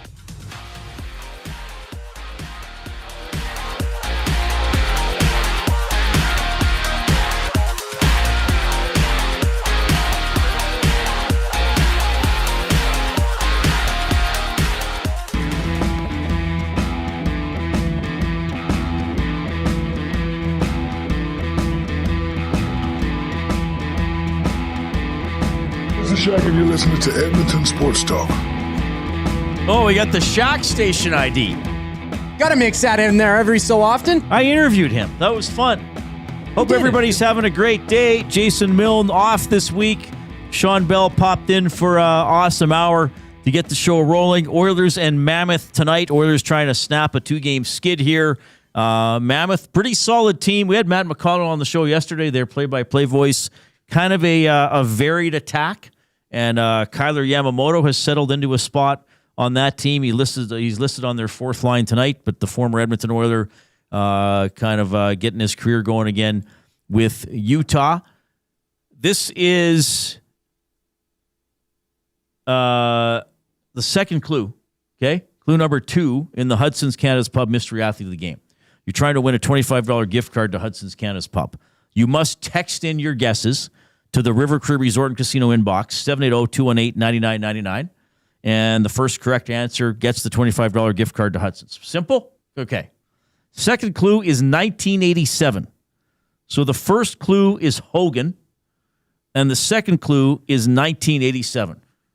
Goob, you got to help me keep an eye on the inbox there. Sure thing, Reid. What was the big thing in 1987? So I'm trying to think Well, there was something very significant happened in 1987. That's my favorite album of all time came out in 1987. Though I didn't get into it till probably 1988. Is that Hysteria? That is Hysteria. Okay. In 1987, the Oilers won the Stanley Cup. Of course. The Eskimos won the Grey Cup. And some of the greatest hockey I have ever seen played was played in the Canada Cup, which Canada beat the Soviet Union on the late third period goal by Mario Lemieux from Gretzky. Wow. Significant year. Yeah, in sports. City champions. At least were there additional clues in what we just talked about? I don't know. I didn't allude to it. I was thinking more music, though, when I thought 1987. The Untouchables came out. The movie with Costner and Connery? Yes. Who directed that? Don't tell me. Okay. Well, you were playing some movie trivia over there before coming back. So we have that box. Jay's brought it in. We have that box of movie trivia cards that my mother got for the office. I ordered another box of movie trivia cards and a book of movie trivia off Amazon, and now they're all in there. And I'm pretty selfish with it. I just get people to ask me questions all the time.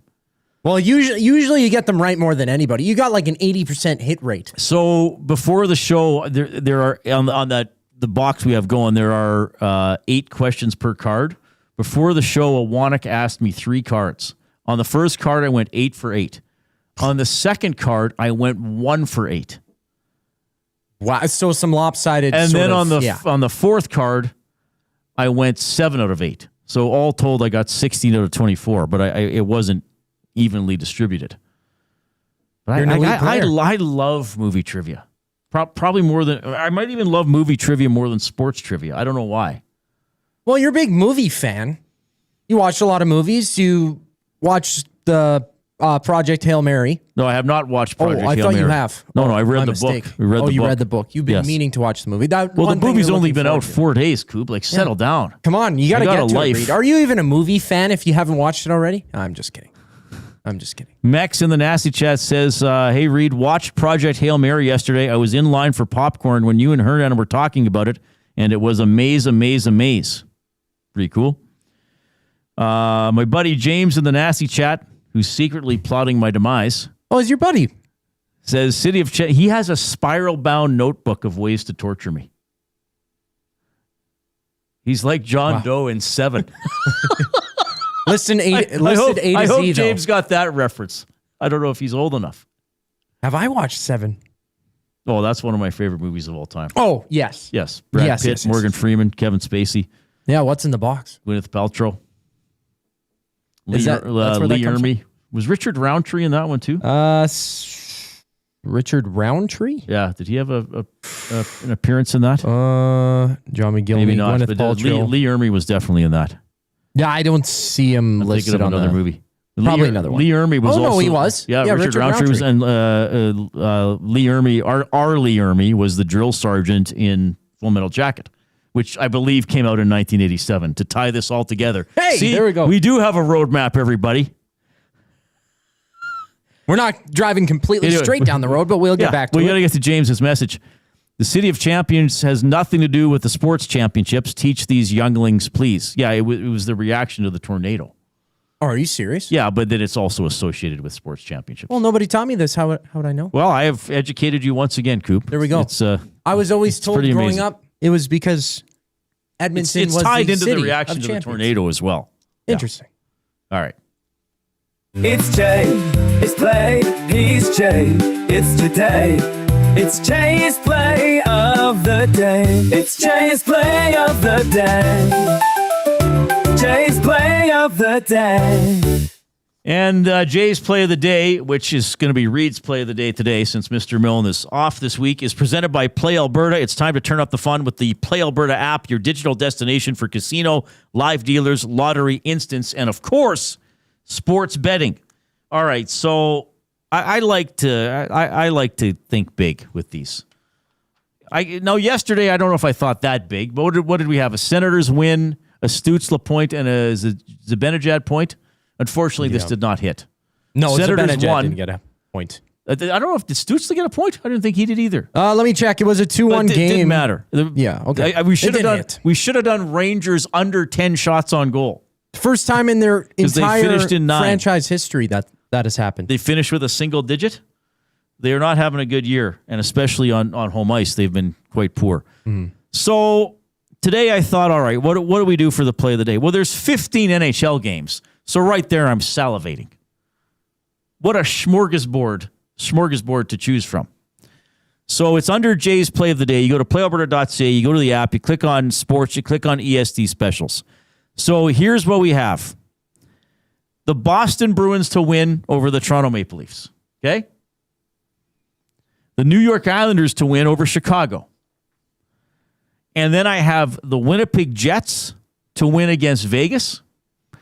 And then the biggest upset of the bunch, the Calgary Flames to beat the Los Angeles Kings. Those 4 games, and on the way I have the odds here, Coob, it's 11.9 to 1. So basically 12 to 1. Okay? So what would they be on yours? Plus 1090, plus 1290? What would that be? Yeah, plus 1090. Plus 1090. On the dot. So there it is. All 4 things have to happen. There's no partials. There's no halfsies. There's no consolation prizes. But out of the 15 games, I thought we can't just sit here giving you one game. That would be an injustice. It really would. It would be an injustice to the system of sports betting. Well, sometimes that's a sprinkle one. That's one you take a moment, you have some fun viewing all these games tonight, 15 around the NHL, and you maybe flip some channels, checking scores. Makes it more enticing. Bruins to win. Islanders to win. Jets to win. Calgary to win. There it is. Jay's play of the day for Play Alberta. Don't forget to use your game sense. It's Jay, it's play, he's Jay, it's today. It's Jay's play of the day. It's Jay's play of the day. Jay's play of the day. James also saying in the nasty chat that Arlie Emery played a drill instructor. There are no drill sergeants in the Marines. Okay, I didn't know that. I stand corrected. Anyway, he played... But wasn't he called Sergeant Hartman, though? Wasn't his character Sergeant Hartman? I don't know, James. I'm confused. He's a great character, though. Sergeant Hartman from Full Metal Jacket. Yeah, but he was a drill instructor. But his job was a drill instructor? I don't know. He must have been. Well, he definitely... he was instructing them for sure. Big time. If you're taking us in on YouTube this afternoon, don't forget to hit that thumbs up button. We want to get to 100 as quickly as possible. We need 19 thumbs to get there as we set up the Oilers and the Mammoth and a big night of games in the National Hockey League. So what did we say? The Rangers and Buffalo are not playing? So let's look at the schedule, and then we'll look at does it affect the Edmonton Oilers, okay? Toronto, Boston. Big no. Biggest no, probably. Yes. LA Kings, Calgary. Definitely. Kings are 4 points behind the Oilers for third in the Pacific Division. If the Oilers were to lose in regulation and the Kings were to win, LA would be 2 back of Edmonton with a game in hand. That's getting spooky. Okay? So that one does. Devils, Dallas, we're going to say no. Ottawa, Detroit, no. Seattle, Florida. I hate to say this to everybody in oil country, but you should be cheering for the Florida Panthers. Big time. Seattle is 4 points out of a wild card playoff spot, trailing Nashville, 6 points behind the Oilers for third in the Pacific. They'd obviously have to jump back to LA, but again, this could get really tight. If the Oilers lost, if LA won, Seattle won, all of a sudden you got LA 2 back with a game in hand, you got Seattle 4 back with 2 games in hand. Okay? So, Florida victory there. Carolina, Montreal does not affect the Oilers. San Jose, Nashville. All right, that's a significant one. San Jose with 70 points. Oilers with 77.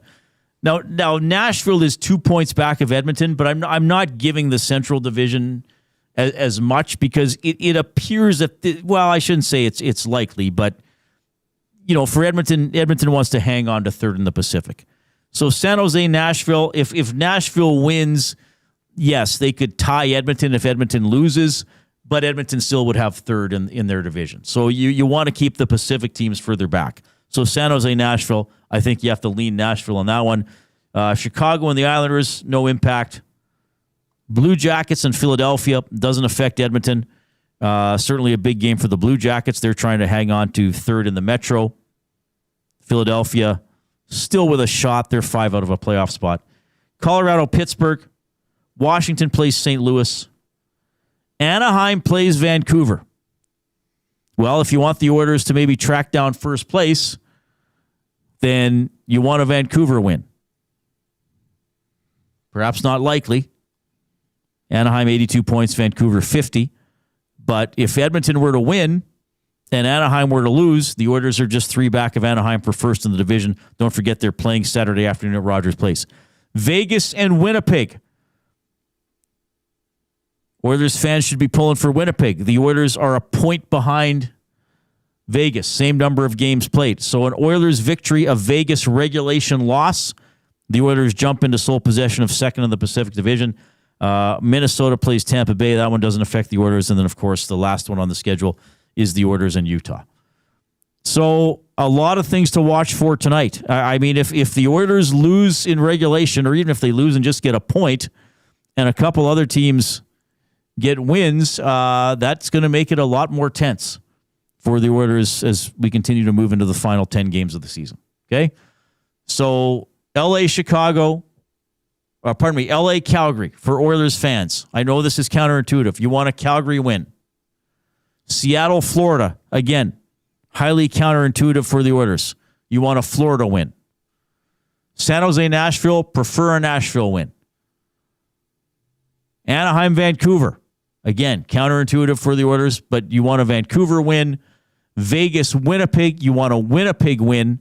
And then Edmonton, Utah. You want an Oilers win. So that'd be a perfect night for the Oilers, just what I listed off. I got to say, I'd like to see a Winnipeg win. I would love to see the Jets get into the playoffs. I've all of a sudden become a Jets bandwagoner because I think they would be so dangerous if they got in.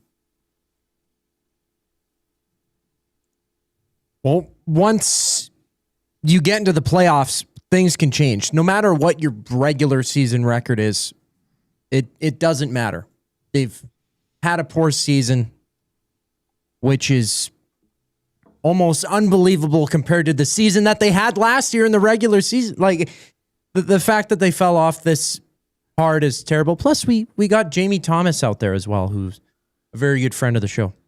John in the Nasty Chat in all caps says, Reid, I can never cheer for the Flames. Well, but you could cheer against the Los Angeles Kings, who the Flames are playing tonight, right? You could cheer for what's best for the Edmonton Oilers, which in this case is the Flames beating the Kings. Does that make it any better, John? Yeah, what is the lesser of two evils there, right? I mean, if you want your team to make it, sometimes you got to cheer for the opposition to spot you one.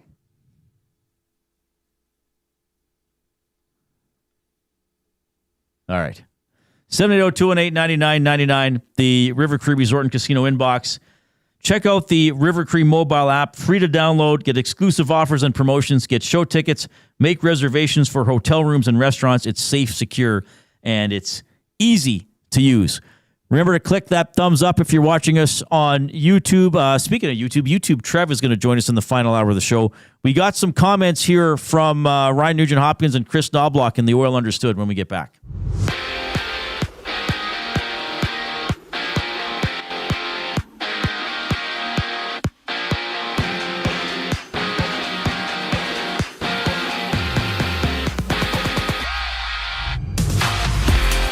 The Oilers in Mammoth drop the puck out in Utah tonight. Tristan Jarry gets his first start in 2 weeks for the Oilers, while Trent Frederick remains sidelined, having no update on his injury status. Catch Tom Gazzola, Ben Thompson. They get you set for puck drop during the GCL Diesel Oil Stream pregame show. They hit the airwaves at 6:30 right here on EST. Key Pacific Division teams in action tonight. The second-place Knights battle the Jets. Vegas 1 point up on Edmonton. Plus, the Kraken and Panthers face off. Seattle having two fewer games played as they stand 6 points back of the Oilers. We also see the Kings in action down in Calgary. They're fourth in the division, entering play against the Flames, 4 points back of Edmonton for third place in the Pacific, having one game in hand. In NFL news, Joe Flacco is reportedly joining the Bengals on a one-year deal, according to NFL Network's Ian Rappaport, in just 4 games in the association. New York playing host to New Orleans at 5:30. Meanwhile, ESPN's Shams Charania has reported that Golden State's Moses Moody has been diagnosed with a torn tendon in his left knee on a non-contact play. He suffered that one last night against the Mavericks in the majors. 2 games live. Spring training Guardians doubling up the D-backs 10-5 bottom 9th inning. This sports update is brought to you by Paramount Flooring. From custom homes to small renovations, Edmonton's top builders and contractors rely on Paramount Flooring. Their in-house team handles everything from selections to completion, keeping projects on track and on time. Visit their showroom open 7 days a week or find them at ParamountFlooring.ca. The Oil Understood up next here on the Reid Wilkins Show. I'm Zachary Kubish, and you're up to date. Nielsen Show with Lieutenant Eric. Greg Button. You know, Connor talks about the Tampa Bay Lightning. One of the things that they excel in, team IQ. Do you know how you're always in the right spot? Like Connor says, you always know what the next person's doing. That's IQ. That's being smart. It's like being able to solve the math equations when you move from addition to subtraction, being able to multiply and divide. I don't think the Edmonton Oilers had a very good team IQ. The Nielsen Show with Lieutenant Eric. Weekday mornings 6 to 9. Only on Edmonton Sports Talk. Your clear choice for Edmonton sports. Hey Edmonton, did you know a local Play Alberta winner scored over $430,000 on Desert Fantasy? Think about the rec room you could build with that kind of cash. From major casino winners every hour to jackpots worth millions and hundreds of popular games to money that stays in the province, there has never been a better time to sign up for Play Alberta. Download the app today to get started with casino, sports, and lottery, all in one app. Must be 18 plus to play. When you gamble, use your game sense. When you cater with Royal Pizza, you're getting the same great pizzas, pastas, and salads you love, just bigger and built for a crowd. Perfect for teams, offices, or parties, Royal Pizza's catering brings real value around $10 per person. Delicious, high quality, and easy. If you like their pastas, you'll love their catering pastas even more. Visit royalpizza.ca or contact your local store for exact pricing and details. So come on home, Royal Pizza, still making it great. At Firehouse Subs, our subs are freshly toasted, stacked high, and crafted to satisfy. Each sub is piled high with premium meats, melty cheese, and toasted to perfection. Firehouse Subs brings bold flavor to every bite, all served on a freshly toasted roll. But we're not just feeding Edmonton, we're fueling it. Dig into the brisket hat trick, piled with slow-smoked brisket and melty cheese. Or go to the Firehouse Subs fan favorite, the Hook and Ladder. Made to order with smoked turkey, honey ham, and Monterey Jack cheese on a perfectly toasted roll. With 15 Firehouse Sub locations across Edmonton and the greater area, it's easy to grab a hot and hearty sub close to home. Firehouse Subs. Hot, hearty, made to satisfy. When gambling, set a budget before you play. Stay informed and visit GameSenseAB.ca to learn how. Remember, if you gamble, use your game sense.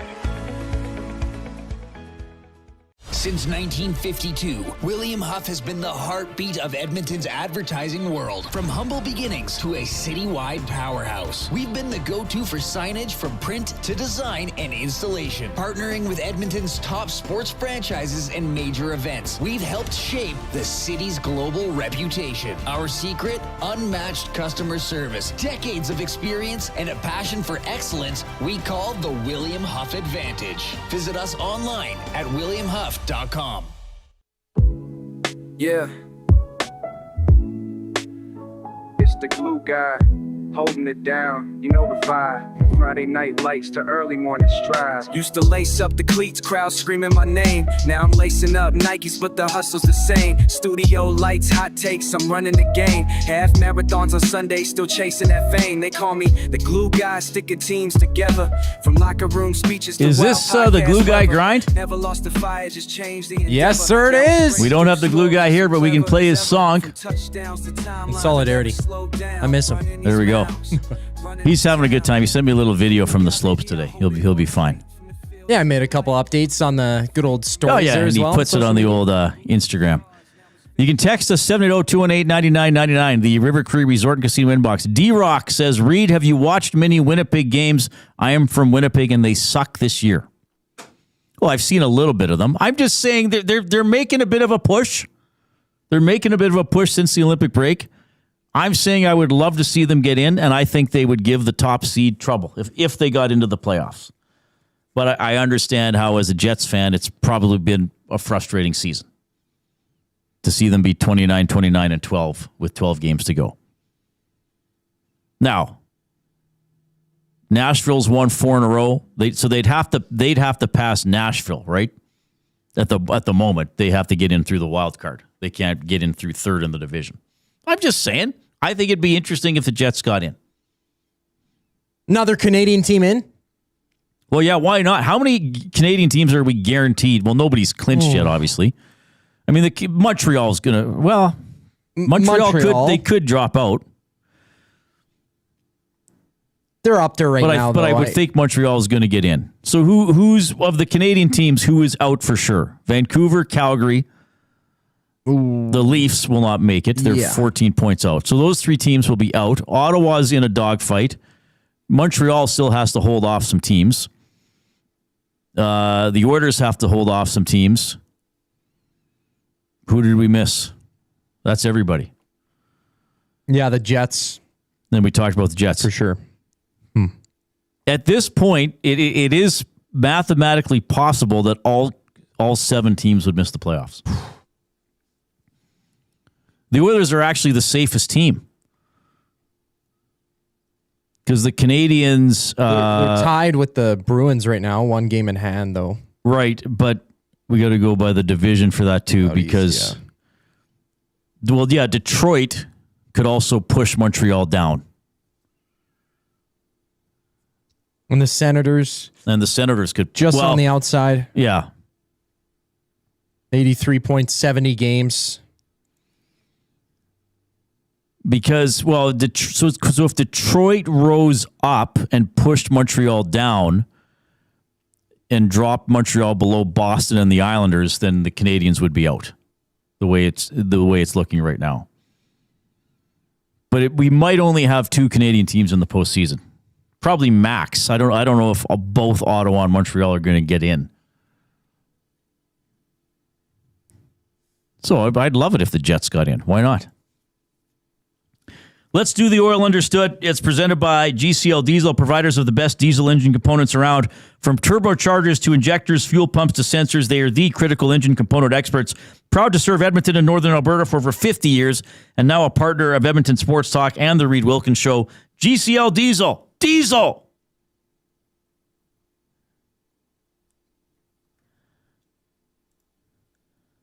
Understood. Oh, sorry, Coop. I missed it. I blinked. Oh, that's okay. That's okay. So here's how we expect the Oilers to line up tonight in Utah. McDavid centering Podkolzin and Savoy. Nugent Hopkins between Roslovic and Hyman. Dickinson with Szymanski and Kapanen. Henrique with Jones and Jarventi. On defense, Ekholm with Bouchard. Nurse with Murphy. Wallman with Emberson. Now, there was no morning skate, so we're basing this on yesterday's practice and some things that Knoblauch said today. The D pairings were different at practice yesterday, but he said something today about not changing them from the last game. So we'll see how they come out. Tristan Jarry in goal, first start since March 12th. He has enjoyed, he did good against Arizona in his career. 6-1, .913 save percentage, 2.12 goals against average, and a shutout. So we'll see if Jarry can give them a good start tonight. The Oilers got to get better at defending as well and help out their goaltender. Kris Knoblauch was asked about their continued issues with defending.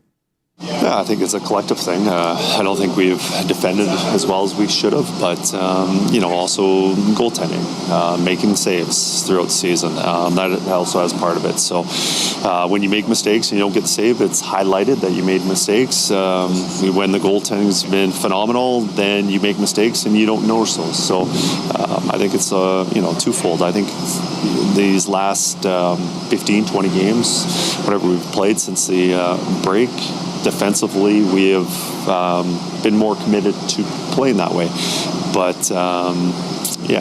we've got to continue doing that, especially without having Leon. We're not going to score as many goals without one of the top goal scorers, playmakers in the NHL. That we have to have a mindset of playing better defensively, more low-scoring games. All right.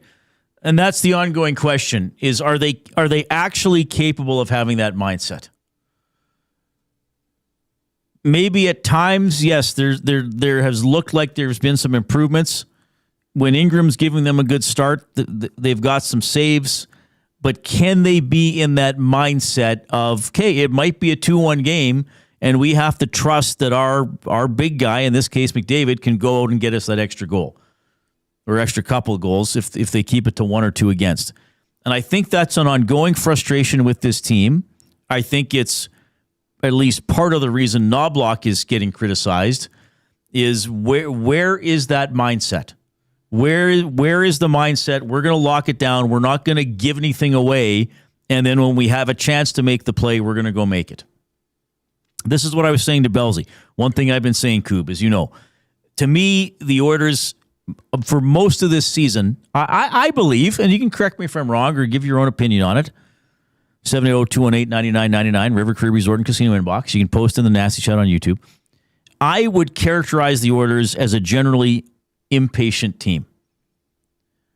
That they are pushing to make a big play or a significant play as opposed to just settling into the game, playing responsible, taking advantage of opportunities, but not forcing opportunities.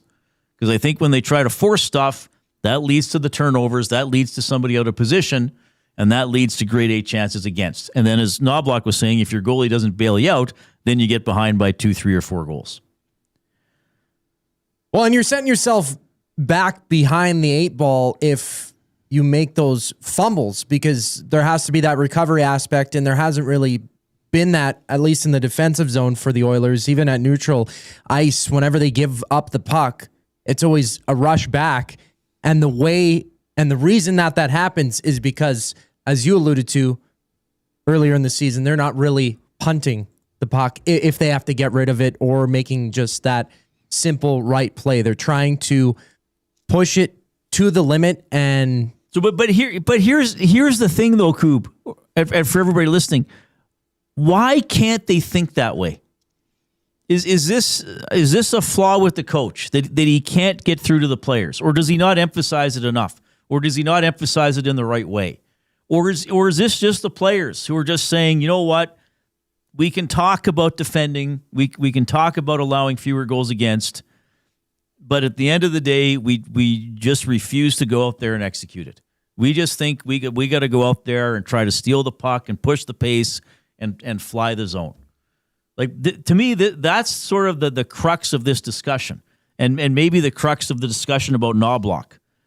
Is he giving the players the right message, the right tactical message, the right attitude message? And if he is, why won't the players follow it? Now, it's I would say it has been better since the Olympic break, and they have mentioned making some tweaks. And we're coming off a game in which, yes, the Oilers made some mistakes against Tampa. I think Tampa made some mistakes as well. Tampa Bay was just probably better and had the better lineup. So we got to weigh all this when we're evaluating the team and we're evaluating the coach. And I will say this again. This is not a very good lineup tonight compared to earlier in the season. I mean, forget about comparing it to the last couple of years when they went to the final. Compare this to earlier in the season or the lineup they hoped they had. So who's out? Draisaitl, good player. Okay? Janmark, role player, but knows his role. Colton Dach, role player, knows his role. Got hurt in his second game. Who else is out? Lazar, role player, but pretty good when he's been playing. Right? So you got 4 or 5. I think I'm missing somebody. You got 4 or Frederick. Yes, frustrating player, but at least he's scored a couple of goals and been hitting people since the Olympic break. He's been much better. He's out. So those are 5 players who, if they were healthy, would probably be playing tonight. Like, I know Janmark's out long term, and yes, I know injuries happen, and yes, I know other teams have had injuries, but there's a significant impact here on the roster because of injuries that eventually where you reach the point where even if you're a deep organization, which the Oilers I don't think are, you run out of players to replace them with. I mean, Szymanski, Jarventie, great, they're in the NHL.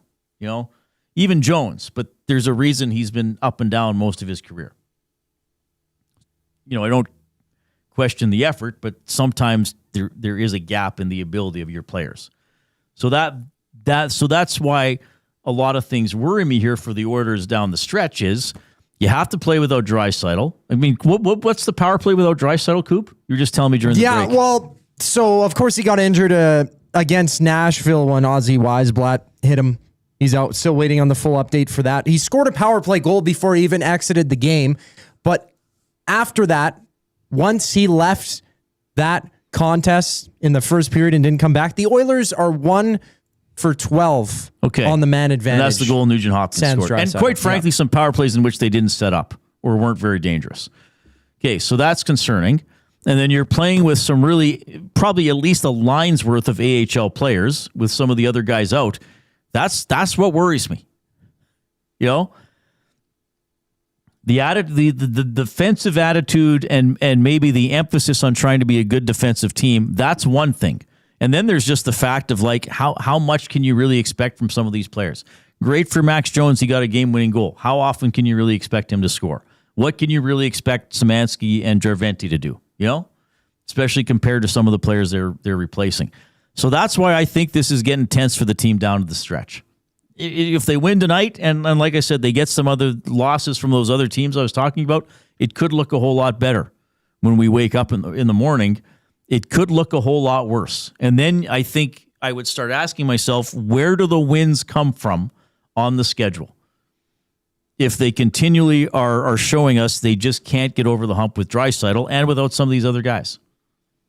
Well, it'd be opposed from a scheduled loss as you look on the schedule and say, okay, maybe the Oilers or whatever team in question will not have that game. Of course, it'll be the marquee matchups against divisional opponents, and they have some big matchups coming up. Of course, a Western Conference matchup tonight against the Utah Mammoth. Then it's the Golden Knights on Thursday, the Ducks, and then Seattle. 3 vital games. Right, so that's what you're talking about. If they win their division, so if they lose tonight but win their divisional games, they'll be okay. They'll be. But is this roster going to be favored against Anaheim? I don't think so. I mean, Vegas doesn't hardly ever win anymore. I think they're 4-8 this month. They don't score a lot.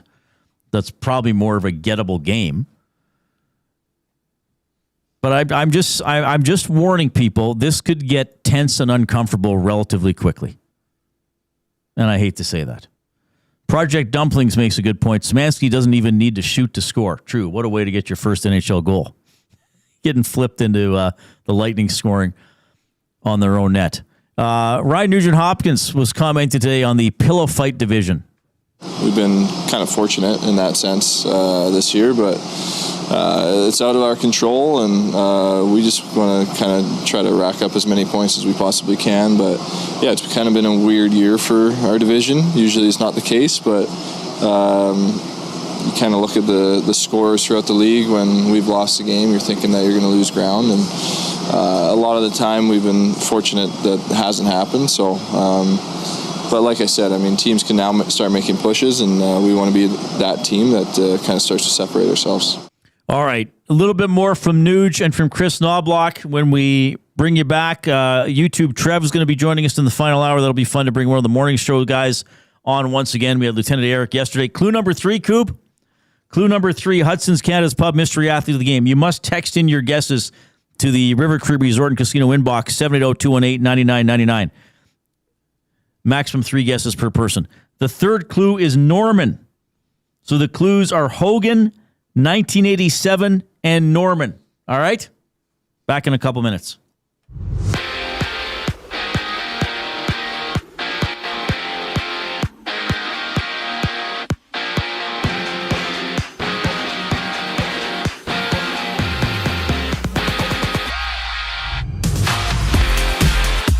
It's the Oilers butting heads with the Mammoth out in Utah tonight. Tristan Jarry gets his first start in 2 weeks, while Trent Frederick remains out with no timeline on his injury. Catch Tom Gazzola, Ben Thompson. They get you set for puck drop during the GCL Diesel Oil Stream pregame show.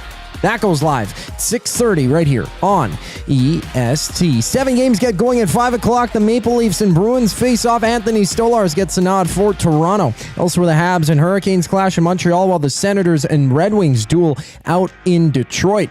To the NFL, Joe Flacco is joining the Bengals reportedly on a 1-year contract, according to NFL Network's Ian Rappaport. In just 4 games in the association tonight, including New York playing host to New Orleans at 5:30. The Hornets and Kings also tip off at 5 o'clock. Meanwhile, ESPN's Sham Charania has reported Golden State's Moses Moody has been diagnosed with a torn tendon in his left knee on a non-contact play. He suffered that one last night against the Mavericks. To the majors, just 1 game live in spring training, top of the 7th inning. A 1-run lead for the Brewers over the Reds. That score is 2-1. And this update is brought to you by Windsor Plywood Leduc. Locally owned and operated, serving Leduc and surrounding areas since '93. They have doors, flooring, baseboards, and of course, they have plywood. Go see the knowledgeable staff today at Windsor Plywood Leduc. More on the Oilers following the break. I'm Zachary Kubish, keeping you up to date. The EST Hangout. You were just complimenting another coach that he just played. He's played for back-to-back years. He's played for back-to-back years. He's complimenting a coach. If I compliment you, I'm not taking a shot at him. But everything he says, that's why these guys don't want to talk to us on camera. That's why we try to say, can we pull him aside and get him off the camera, and then you can say something that's not going to be blown up and misconstrued. The EST Hangout, presented by Sentinel Storage. Weekday mornings 9 to 11, only on Edmonton Sports Talk, your clear choice for Edmonton sports. Spring. Ready to start your spring organizing? Create space in your garage, closets, and basement with Sentinel Storage. Try 4 weeks free. Details at sentinelstorage.ca. Buy Canadian, store Canadian. Goodwill is one shopper, finding something I never knew I needed. A jacket, a deal, one donor, letting go of something so someone else can move forward. One program participant, learning, trying, building skills, building confidence, building a future. One purchase, one donation, one job, one choice. Goodwill is the power of one, the power of one, the power of one, the power of one. Goodwill Industries of Alberta. It all starts with one. Looking for quality building materials and friendly advice? Visit us at Windsor Plywood Leduc, family owned and locally run since 1993. From interior materials for doors, flooring, baseboards, and all the finishing touches to all you need for your outdoor projects like cedar lumber for decks and fences, plus all the plywood you'd need. Our full-time on-staff carpenter can help with anything odd-sized or custom, and from domestic hardwoods to exotic selections, we've got you covered. And if we don't have it, we'll track it down for you. Windsor Plywood Leduc. We're the experts you need to know. Hey Edmonton, did you know a local Play Alberta winner scored over $430,000 on Desert Fantasy? Think about the rec room you could build with that kind of cash. From major casino winners every hour to jackpots worth millions and hundreds of popular games to money that stays in the province, there has never been a better time to sign up for Play Alberta. Download the app today to get started with casino, sports, and lottery, all in one app. Must be 18 plus to play. When you gamble, use your game sense.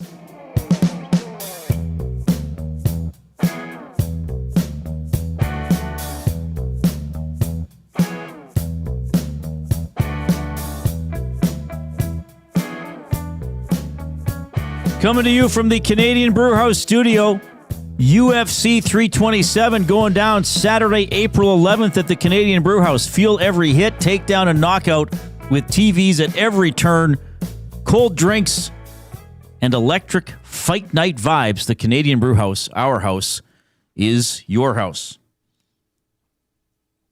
I am pleased to announce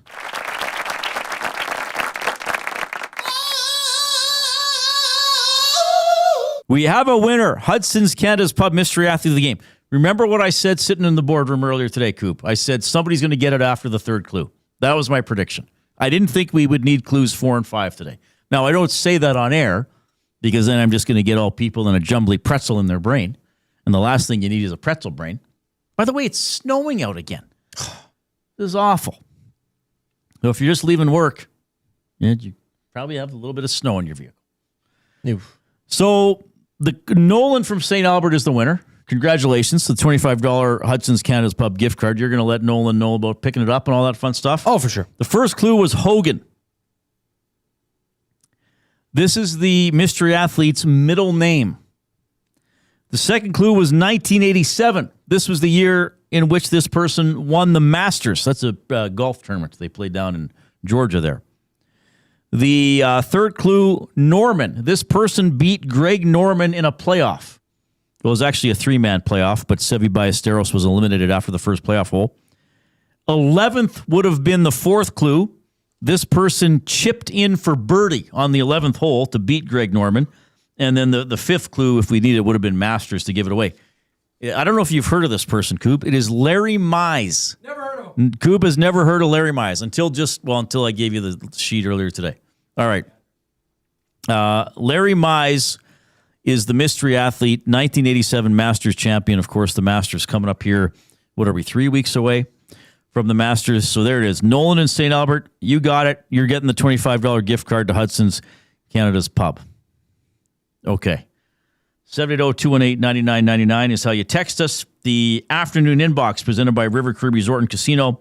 They have their happy hour featuring $5.25 drinks, all beers, including bottle and draft, import and domestic, select premium well highballs, and select premium wine, served at Tap 25, Center Bar, Onyx, and on the casino floor. That's available Sunday to Thursday from 9 a.m. until 7 p.m. All right. Did you have to go get the address, Coop?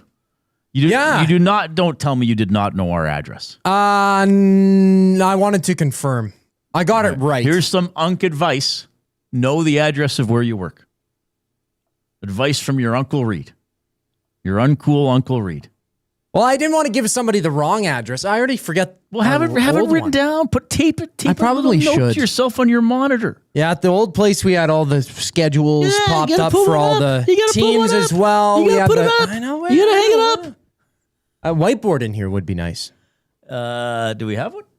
No, not in here. No, put up a little sticky note for yourself. That's fine. A big pink bright one. So you've never heard of Larry Mize? No. Are you I've into? heard Are of, you? Billy Are you Mays. into the Masters? As producer of the VIP golf show, which will get back going here on Edmonton Sports Talk toward the end of April, I'm not a big Masters guy. All right. Well, that makes me sad. I'm not a big TGL guy either. I'm not that big into the TGL. Well, Live is whatever. Who cares about Live? Well, just ask Josh Clausen about it. All right. Here's what it is. It was slight aside here. I will read off the Masters champions in the 1980s, and you have to honestly answer if you've heard of them. Okay. 1980, Sevi Ballesteros. Maybe in passing. 1981, Tom Watson. Doesn't ring a bell. I want to say almost, but no. Okay, I'm gonna call my reaction. Okay, you may the Nasty Chat may have their own reaction. You've never heard of Tom Watson. Okay, maybe not as a golfer. I don't know. 1982, Craig Stadler. No clue. You know his nickname? Saddle. The Walrus.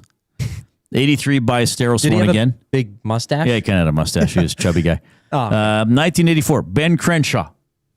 Never once heard of that in my life. 1985, Bernhard Longer. That can't be real. That is real. He's German. Bernhard Longer? Bernhard, BERNHARD Longer, LANGER. That's a cool name, but no, I have not. 1986, Jack Nicklaus. Okay, yeah, I've heard Jack Nicklaus. 87, Larry Mize, you have now heard of. 1988, Sandy Lyle. Yeah, I think once. Really? Okay. Maybe. See, that one wouldn't have survived. Like, I'm stunned you've never heard of Tom Watson. I don't know a lot about golf. I don't know what to say. 89 and 90, Nick Faldo. No. Okay. Nick Faldo? We're going to stop this right now. Yeah, I'm going to look at the list. Nick Faldo, 6-time major champion, 3 British Opens, 3 Masters championships. Yeah? Yeah. I wouldn't have known. I'm serious, Reid. Got lots of stuff. The only one I'm stunned about is Tom Watson. Like, he'd be a top 10 greatest golfer of all time. I think. Seriously? He almost won the British Open a few years ago, like in his 50s. Like, he was older than I am now. Wow, he was really old then. Yeah. He really unked that course. He unked up the 18th hole and then lost in a playoff to Stuart Sink. Yeah, I don't know. I'm sure you've heard of. Nick Faldo. Have you heard of the 2003 Masters champion Mike Weir? I've heard of Mike Weir. Do you know what nationality he is? Because he is Canadian. He's Canadian. Have you heard of Phil Mickelson? Yes, he has a golf course. Have you heard of...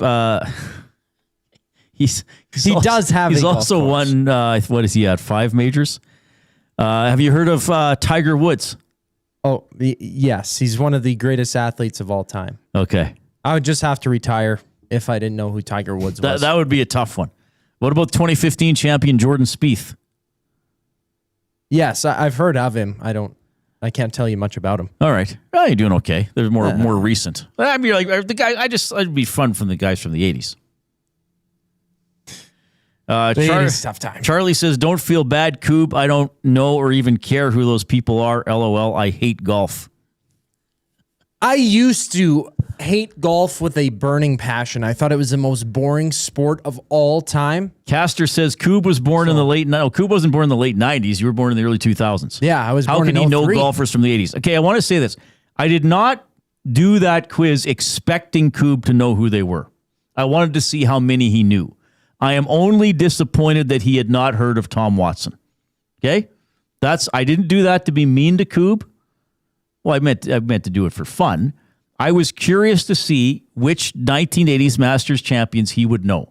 I want to clear, I'm only giving him slightly a hard time because he hadn't heard of Tom Watson. Because Watson's quite a big name, almost as big as Nicklaus, who you had heard of. Mm-hmm. Yeah, I didn't expect him to know Sandy Lyle or Nick Faldo. I thought maybe he would know Faldo because Faldo's also been a TV commentator. Oh, Stadler, I didn't think you would have heard of. I mean, Mize, I'm not surprised you hadn't heard of. So the only one I would say that I give a little bit of a shrug or a little bit of a to is Tom Watson. Okay, I'm not doing that to embarrass Coob. I didn't say I should expect him to know the golfers from the 1980s. Okay, like I wouldn't know the golfers from the 1930s. Well, maybe a couple of them. Maybe a couple. I mean, old Tom Morris and young Tom Morris from the 1880s I know of. But that's because I like reading about golf. Okay. Okay. Thanks for testing me, Reid.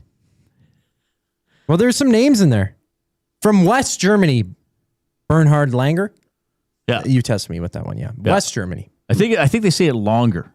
Longer? I think.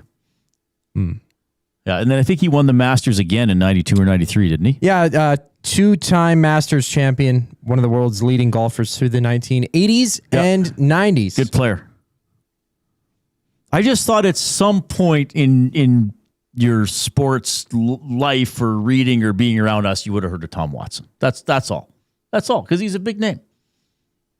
He is. It may have come up, but a lot of things tend to go in one ear out the other one ear. Well, yeah, it may have. I'm just saying that's the only one I'm giving you a slight hard time about. The rest, like, whatever. I can get away without knowing all the 1980s. I love watching the major championship golf. I do have to highlight that because it is very exciting watching golf. Like I always had this sort of hatred for it for some reason, and then I started working here, right? And then I'm like, okay, I have to be more open-minded. There's a lot of stuff I wouldn't like. The UFC people, I wouldn't know any of them. Yeah, it's fine. It was a little bit of a test. Watson's a big name. Project Dumpling says, yeah, I'm a 95er. Does that mean Project Dumplings is 95 years of age or was born in 95? Born in 95. He says, I had no clue of those 80s golfers, never heard of Tom Watson. See, I find that interesting. I find that interesting. Maybe because Watson almost won the British Open. I think it was 2009. Somebody put in the chat. Which would have been epic.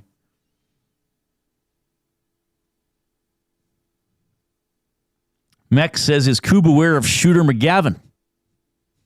That is... That's a character. What's the movie? That's a character. Why? Well, I'm blanking on the movie. That's the Adam Sandler golf movie. Was that Happy Gilmore? Happy Gilmore, yes. Right.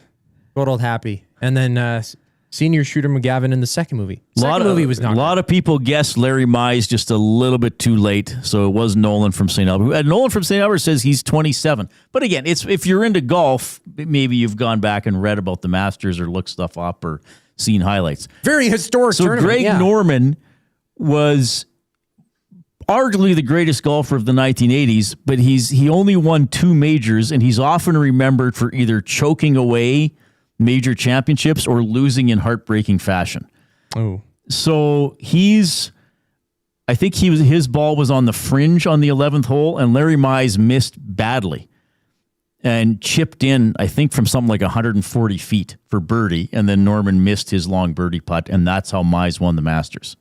Now, also, Norman on going into Sunday, the Sunday round of the Masters in 1997 against Nick Faldo, had a 5-shot lead and lost by 6 shots. He absolutely imploded. Ugh. Yeah, shot like 78 or something like that, and Faldo won.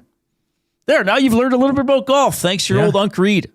Isn't that thrilling? The world's biggest loser. Norman you would have heard of before today, I assume. The shark, the great white shark. You know where he's from? He's from down under. Oh, Australia. Yeah, great community.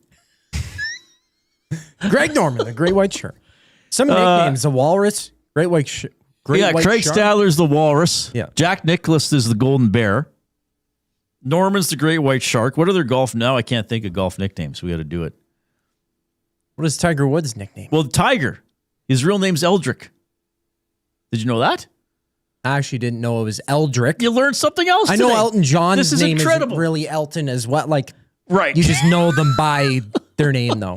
I should have thought Tiger is quite the name, but I've heard more unique names as somebody's legal name, so I wouldn't have been surprised if that was his legal name. Kris Knoblauch on Jarry being back in the Oilers net tonight.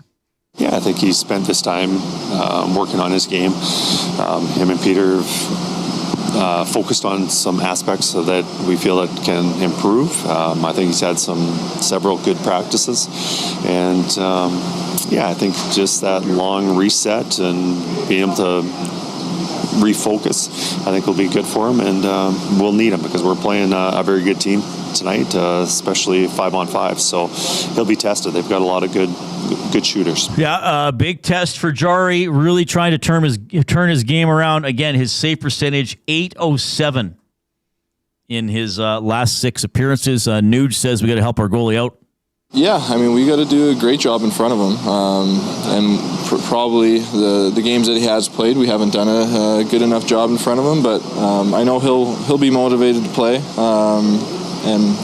We just got to make sure that we limit the easy chances for them and make it hard on that group over there and try to help out Jarry any way we can. All right. So game coming up at 7:30. 6:30 for the GCL Diesel Oil Street pregame show hosted by Tom Gazzola as our analyst tonight. Shawn Belle, or as our host, Shawn Belle is going to join us. Did that what I just say made any sense at all? Tom Gazzola is the host. Words are hard sometimes. Forget about Coob not knowing golfers' names. At least he can communicate in English, which I appear to have trouble with. Nolan from St. Albert says we also have to buy Coob a golf trivia booklet. Well, that could be fun. I did have a golf trivia calendar for the entire year of 2025, one of those mini desk ones.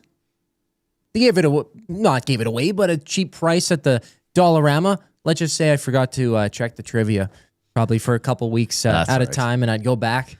Yeah. All right, here's what we got to do. First of all, I got to let you know that Edmonton Sports Talk. Oh, I better plug my play of the day. We better do that here. Edmonton Sports Talk presented by Play Alberta. Why settle for less when you can have it all? Only Play Alberta brings you casino games, live dealers, lottery, instants, and sports betting all in one place.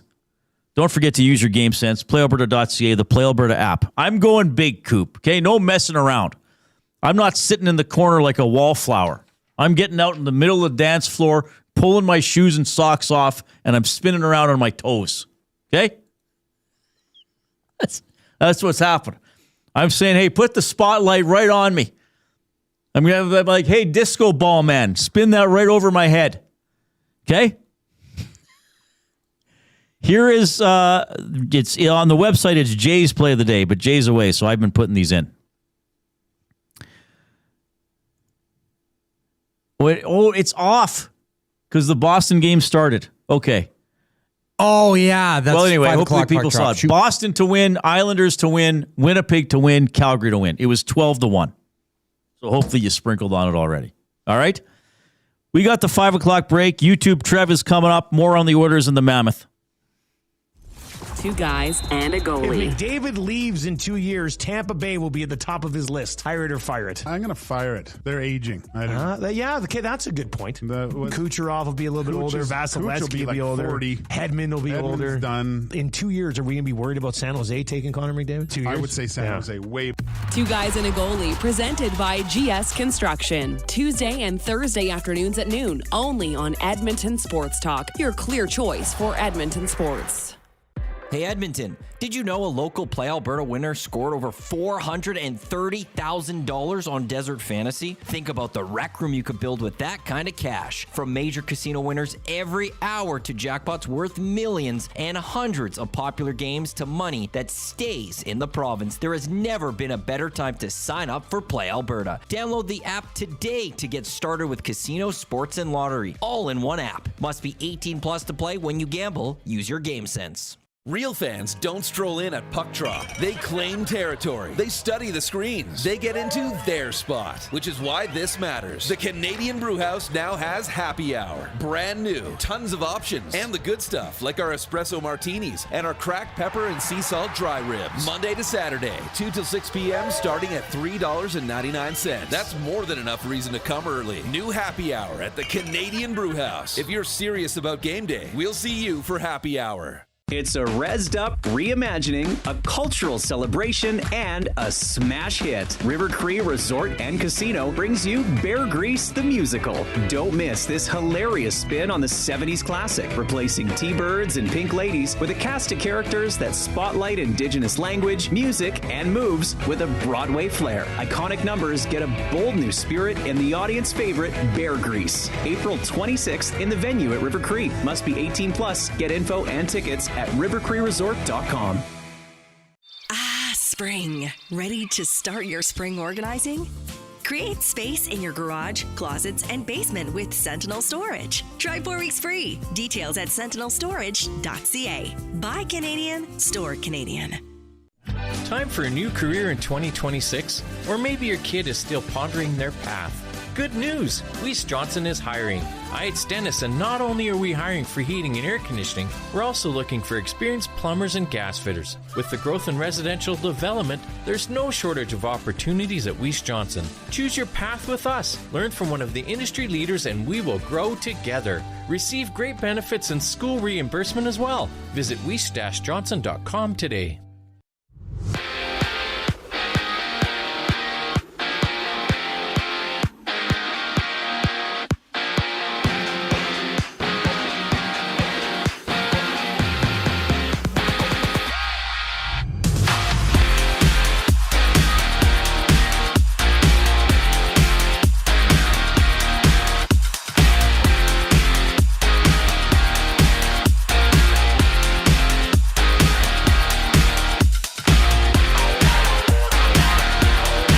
At 7:30, the Oilers challenge the Mammoth, kicking off a 2-game road trip. Tristan Jarry gets his first start in 2 weeks, while Trent Frederick remains sidelined, having no update on his injury. Join Tom Gazzola, Ben Thompson as they go live for the GCL Diesel Oil Stream pregame show.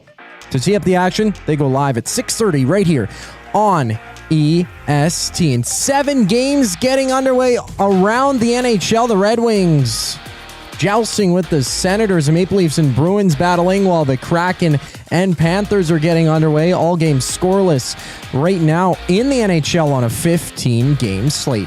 To the NFL, Joe Flacco is reportedly joining the Bengals on a 1-year deal, according to NFL Network's Ian Rappaport, in just 4 games in the association. New York playing host to New Orleans at 5:30. Orlando, they hit the hardwood in Cleveland. And just about to get underway, it's the Kings and Hornets tipping off from Charlotte. I'm Zachary Kubish. That was your Sports Update. Hour 3, the Reid Wilkins Show starts right now.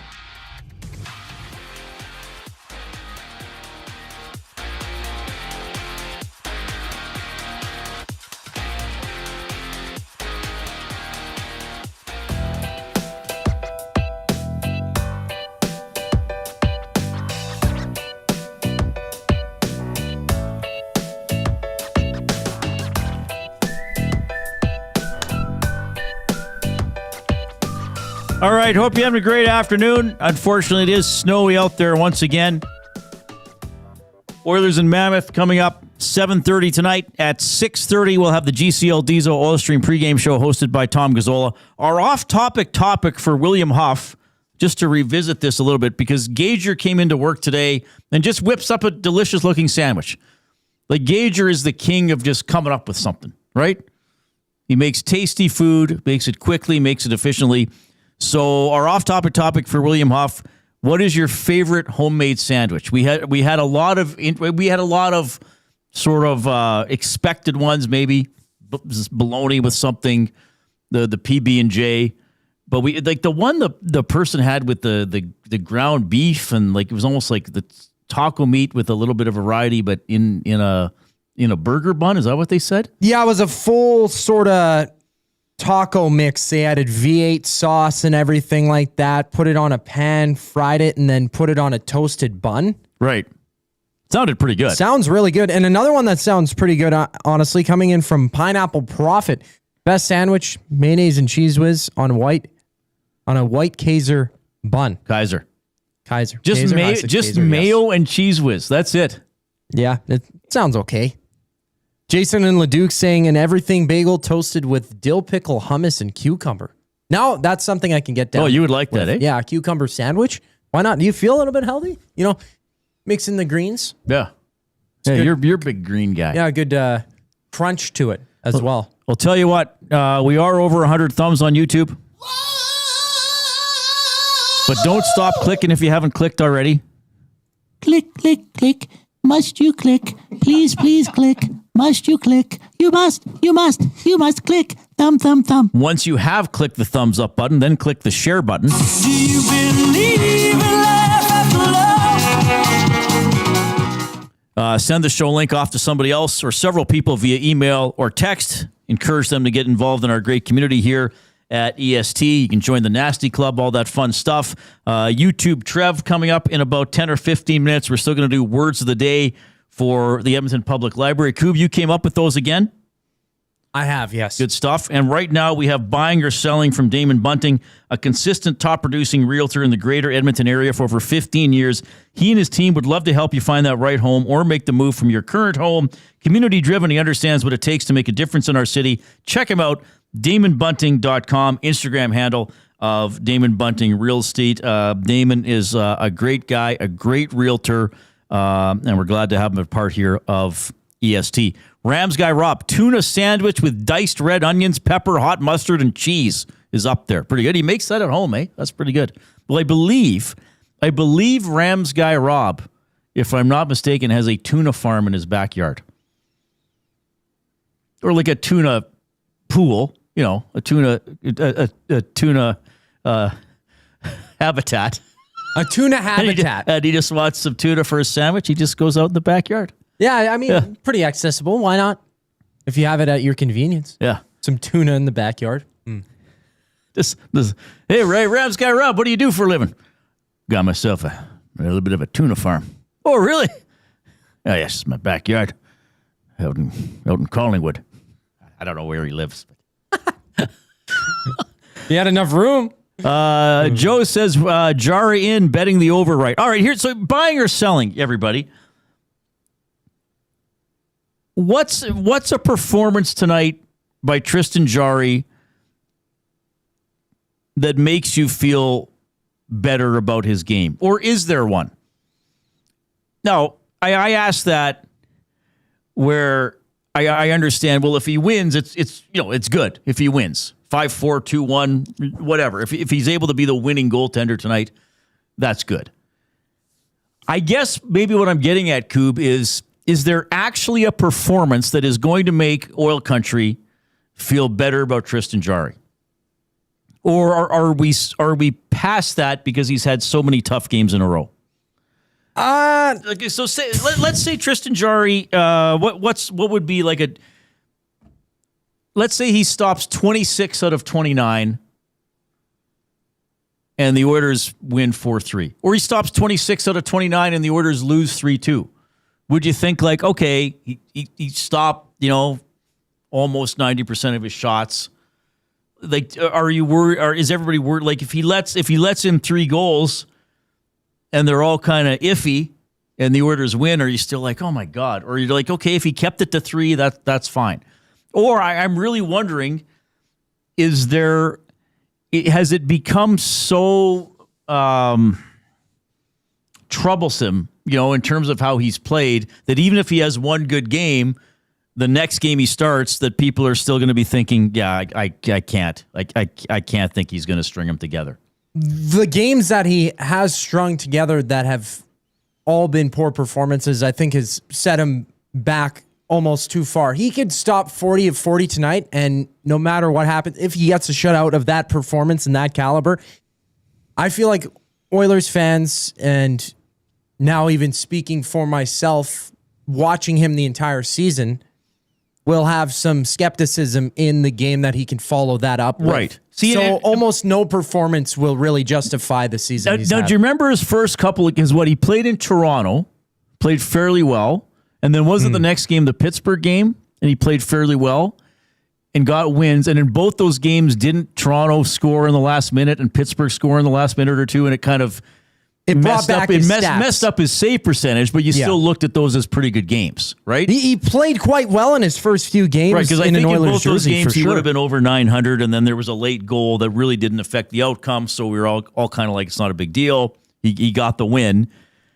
I really thought that Dallas game was a poor game, and the Oilers maybe were not great in front of them. Dallas was absolutely humming at the time, but he allows 7 goals on 20 shots. It was 5-0 before the Oilers scored, and maybe one of those 5 goals was one you could excuse him on. Like goaltending's hard. Like you got to make saves, and that's the one thing Ingram is at least doing is he stops difficult shots. He doesn't stop all of them. Certainly the last 2 games, you wish he would have stopped a couple more.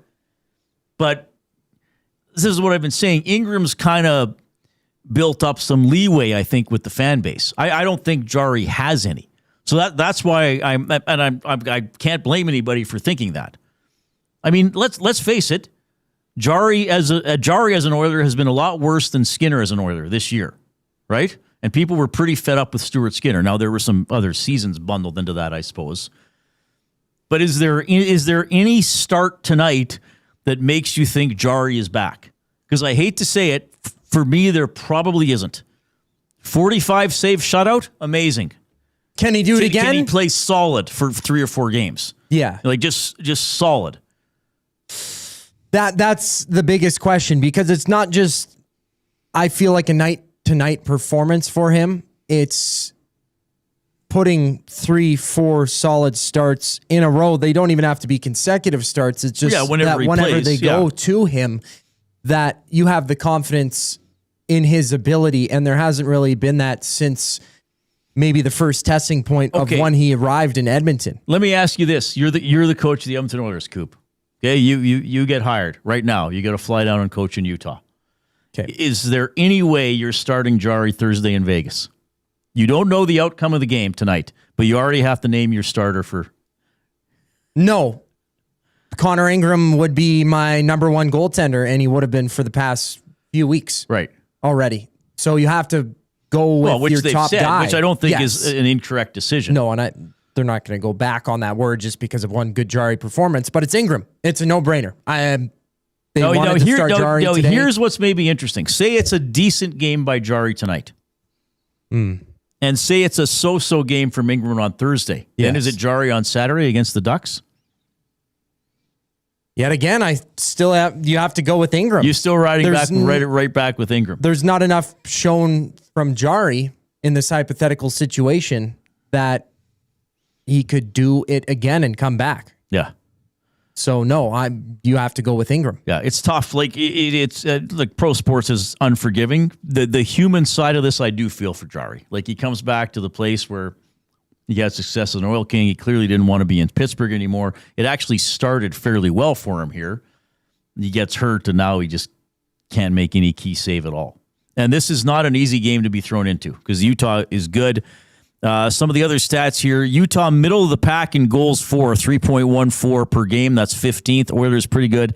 6th in goals for, 3.45 per game.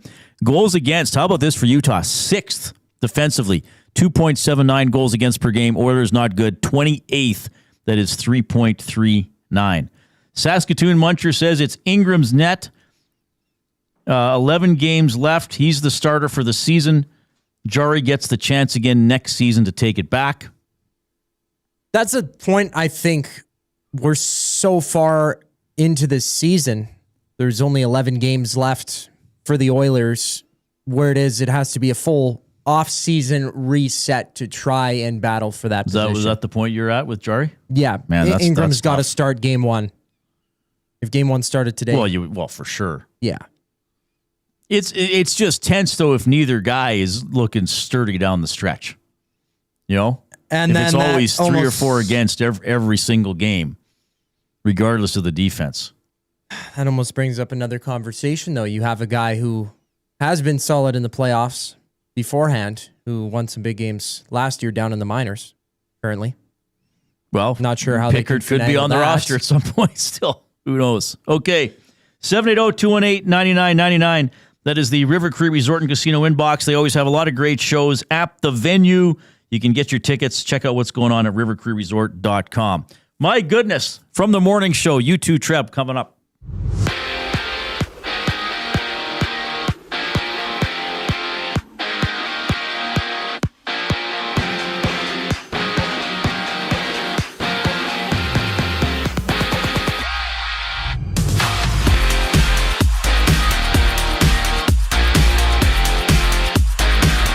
It's the Oilers in Mammoth down in Utah tonight. Oilers kicking off a 2-game road trip. Tristan Jarry with his first start in 2 weeks for the Oilers, while Trent Frederick remains out of Edmonton's lineup, having no update on his injury. Join Tom Gazzola, Ben Thompson for the GCL Diesel Oil Stream pregame show. They get going at 6:30 right here on Edmonton Sports Talk. 7 games live right now in the NHL. 15 games total tonight. Hurricanes up 1-0 over the Canadiens midway through the opening frame. The Islanders also have a 1-0 lead over the Blackhawks at that same time. And it's the Penguins trailing the Avalanche 1-0. Nathan McKinnon, his 46th goal of the season. That one unassisted. In NFL news, Joe Flacco is joining the Bengals on a 1-year deal, according to NFL Network's Ian Rappaport. And over to some basketball action. 1 game's underway on a 4-game slate in the association. The Hornets up 20-15 on the Kings, under 6 to go in the first frame there. Meanwhile, ESPN Shams Charania has reported that Golden State's Moses Moody has been diagnosed with a torn tendon in his left knee on a non-contact play. He suffered that one last night against the Mavericks. To the majors, still some spring training action to go. Just after 6 o'clock, the Angels and Dodgers lock horns for the battle of It's YouTube Trev, producer of the Nielsen Show. Up next here on the Reid Wilkins Show, I'm Zachary Kubish, and you're up to date. The oil stream. How much are you reading into anything that he said? Yes, you don't see a lot of other teams, guys praise the other coach as much as he did, but as Tommy mentioned, he's played for Cooper. Yep. I think anybody who's played for Cooper probably understands how good he is at his job and how he's probably better than your coach. I mean, that's usually how it would work in that situation. The Oil Stream, presented by Boston Pizza. Monday, Wednesday, and Friday afternoons at noon. Only on Edmonton Sports Talk. Your clear choice for Edmonton sports. You know the saying, April showers bring May flowers, but really May brings you... Mom, I'm home from university. Need extra space? Sentinel Storage. Affordable, convenient, and Canadian storage solutions. Try 4 weeks free, plus students save 10% on continued rental. Details at sentinelstorage.ca. Goodwill is One shopper. Finding something I never knew I needed. A jacket. A deal. One donor. Letting go of something so someone else can move forward. One program participant. Learning. Trying. Building skills. Building confidence. Building a future. One purchase. One donation. One job. One choice. Goodwill is The power of one. The power of one. The power of one. The power of one. Goodwill Industries of Alberta. It all starts with one.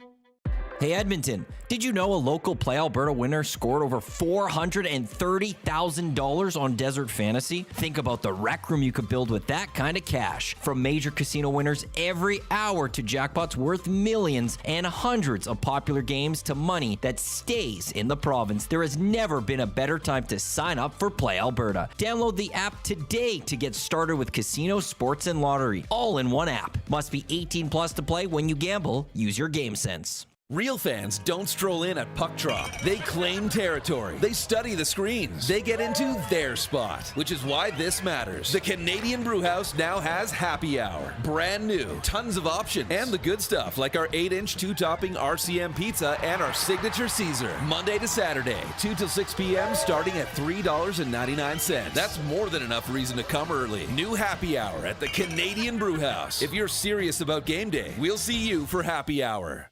Looking for quality building materials and friendly advice? Visit us at Windsor Plywood Leduc, family owned and locally run since 1993. From interior materials for doors, flooring, baseboards, and all the finishing touches to all you need for your outdoor projects like cedar lumber for decks and fences, plus all the plywood you'd need. Our full-time on-staff carpenter can help with anything odd-sized or custom, and from domestic hardwoods to exotic selections, we've got you covered. And if we don't have it, we'll track it down for you. Windsor Plywood Leduc. We're the experts you need to know. Love the thrill of competition, but prefer to keep it classy? Well, it's as classy as you can get when Dustin Nielsen is the host. Join us April 14th at Belle and Scona for Edmonton Sports Talk Bid for Kids, presented by GS Construction. A night filled with special guests, auctions, and a ton of prizes in support of kids sport. No whistles, no play clock, just a room full of generous hearts. EST's Bid for Kids. Get your tickets at kidsportbidsforkids.com. Use promo code ESTBIDS for 10% off. Hot tub peekaboo. Oh. Hey, hey. Hot tub peekaboo. At Glue Guy's place having some beers. Hey, hey. Hot tub peekaboo. Laughing so hard you just are in tears. Hey, hey. Hot tub peekaboo. Sunday afternoon. All right, so just as I was going to break there, the Oilers announcing that they have called up James Hamlin from Bakersfield on an emergency basis. He's an Edmontonian. He has played a few games in the NHL before. 26 years of age. I believe this, I'm just clarifying for sure. I believe this means he's going to play tonight, which would mean somebody would be out for the Oilers. I haven't seen anything else yet. Because if you're doing an emergency recall, it means you're going to be short players without this player. That's how I've always understood it. We'll bring in YouTube, Trev. Okay, I just got clarity from somebody. Right, so... All right, so here's the thing, Trev. Thanks for coming on, by the way. So Hamlin's been called up. I just clarified this with a source, not with the Oilers, okay? An outside source who knows this stuff. I said, does Hamlin's emergency recall indicate that he will play for sure tonight? The answer I got is no, but if he doesn't play because they have enough healthy guys, he either has to be sent down right away or converted to a regular recall. Well, there you go. So they could call him up if they're worried somebody couldn't go, right? But then if they play with 18 players, they got to send them right back down again. Interesting. Yeah, that's news to me. I know. I wonder if Kapanen. I know he was under the weather. Game time who decision left practice early yesterday? Oh yeah. Connor McDavid. Wouldn't that be something if McDavid was out? Yeah, that would be something. That would. I don't know about that. I'm just throwing that out there to put people in a tizzy. So Hamlin called up. It doesn't mean for sure that he's going to play. And I got this information from somebody else. But once the Oilers have 18 healthy skaters, they have to send him down or convert him to a regular recall. So they could call him up on an emergency basis out of concern that they don't have enough healthy guys. But then if they do, he goes down right away. Right? Yeah. Okay. Yeah. Well, this is a bit of a storyline, though, because the fact that they're announcing an emergency call-up 2 hours before the game does have my spidey senses tingling a little bit. Yeah, no, that's interesting. I know on the Nielsen show this morning, credit to Dusty was giving props to someone that kind of has called a few things, a little bit of I don't know, he has some behind-the-scenes knowledge, I guess, with this team, but he said, he texted in and said, I expect Hamlin to be a potential call-up for tonight's game. So looks like he was right once again. No, this could be kind of a weird circumstance, though, because I'm talking to a couple people who I trust, who I don't think would give me wrong information. He could be sent back down as early as game time tonight. So they could go through the warm-up, and then we could get another notice saying, James Hamlin has been returned to Bakersfield. His emergency recall is over after 2 hours. Wouldn't that be... Yeah, that'd be tough to be in that position, eh, Reid? I'm going to play tonight, and the next thing you know, I'm not playing tonight. Well, I guess he's got to be ready just in case. So we can assume somebody is ill, banged up, or whatever. I don't know who that is. Because who else? Frederick didn't finish the game, right? Did Jones not finish one of the games recently? No, I thought Jones was I don't think against... so.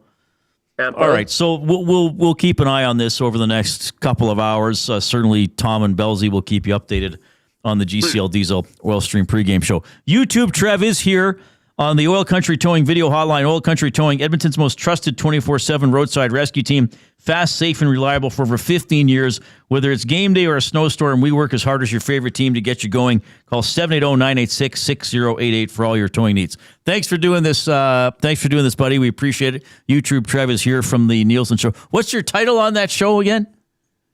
I'm a junior producer on the Nielsen Show. Yeah. Who's the senior producer? I don't know. I'm still looking for that senior producer. It's not me though. Maybe one day. But I feel like I give myself I do have seniority over the other producers. So even though that isn't my title, I give myself that title. You can text us 780-218-9999 River Crew Resort and Casino inbox. Sean writing in, Trev, says, I love all these people saying it's Ingram's net, yet the guy has identical net. I just said a Russian word. I love all these people saying it's Ingram's net, yet the guy has identical numbers to Skinner through the same amount of games. Classic Oilers fans. Okay, well, Sean's being a little bit of a troll because Skinner's not on the team, so you can't start Skinner instead of Ingram. I still think he's been the best Oilers goaltender this year, even if his numbers are identical to Skinner's or close to. Yeah, it's one of those things, and we talked about this a little bit before. Dusty, he kind of posed the question as well, but I don't think there's no debate. For me, watching the Oilers, I have a lot more trust in Ingram. Even despite the numbers, the fact that they are oddly similar, I go back to, I just think Ingram has been. He doesn't, when Stuart Skinner was here, you see a lot of it from Tristan Jarry recently as well. there's just the goals that you kind of just raise your eyebrows and you're just like, ugh, like, and I feel like a lot of fans, a lot of people, they hold on to that. For Connor Ingram's case, I don't get any of that. There's maybe been a handful of those over the last few months, but I mean, for Stuart Skinner, for Tristan Jarry, and even for Calvin Pickard's sake, I was raising my eyebrows a lot in a week span, let alone a month for Connor Ingram. So,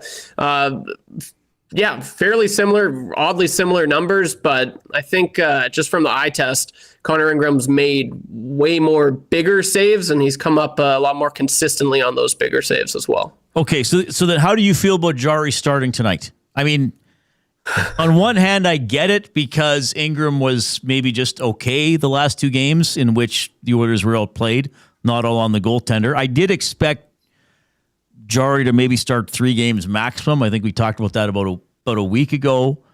I didn't necessarily think it would be tonight. So how do you feel about him being in tonight? Yeah, I think this is about the rate that I was expecting him for the rest of the season. I think I had him, I was saying maybe when this question was asked, we were discussing how many starts does Jarry get for the rest of the season. I think I had right around 3 as well. So this would be on pace for that. Look, you got your best goalie in Ingram playing against, the Vegas Golden Knights in a huge 4-point game. So that's kind of the logic that I apply to this. And then, for Tristan Jarry's sake, I feel like you got to get him a few more reps. But also, if Connor Ingram, I feel like is playing, if he won the last 2 games or maybe even one of the last 2 games, I feel like this is his neck going into tonight against the Mammoth. But the fact of the matter is he didn't look... he didn't win. The Oilers didn't win the last 2 games, and I feel like he'd be the first to say he needs to be a little bit better. So here we are now. I think Tristan Jarry needs a start, and he's getting it tonight. And he better be ready, man. I'm expecting the Mammoth to push, right from first puck drop there. And they're flat out quicker than Edmonton. The way I look at the lineups, they're going to be flat out quicker. That's a concern for me. Yeah, Mammoth, I don't know if you've watched a lot of Mammoth this year, Reid. I've watched a handful of games, and they've got that youth, they've got that energy, and they've got that hunger. This is a team that's pretty new. It's very new to their location. They got the fans that are rallying behind them, and they've got the talent to be where they are right now. Like Dylan Guenther, he's lights out, and this is kind of a coming out party. And I expect, many seasons like this for him to come down the stretch. Logan Cooley, he's a stud in his own right as well. A lot of speed, a lot of skill there. So they're fast, man. But the thing that they have is a thing that I compare them to, like the Anaheim Ducks, the Montreal Canadiens, is if they've got that youth, but they've got that hunger. Like they want it. They want it so bad. And especially being in the new city, you've got that behind them as well. Like they want to show up for these fans. And the fans have been showing up for the Mammoth as well. Like it's a kind of a raucous crowd there. So I expect them to be ready. And here's hoping that the Oilers are just as ready for tonight's game. Box Pounder in the Nasty Chat says, I regret that I only have one thumb to give YTT. Pretty cool. YouTube Trev checking. If you have not given the show a thumbs up yet, please do so. Smitty the Welder, who likes to argue with us. Why do you say that Utah is a good hockey team? What makes them good? They are just an average team. I think they're good. I do think they're good.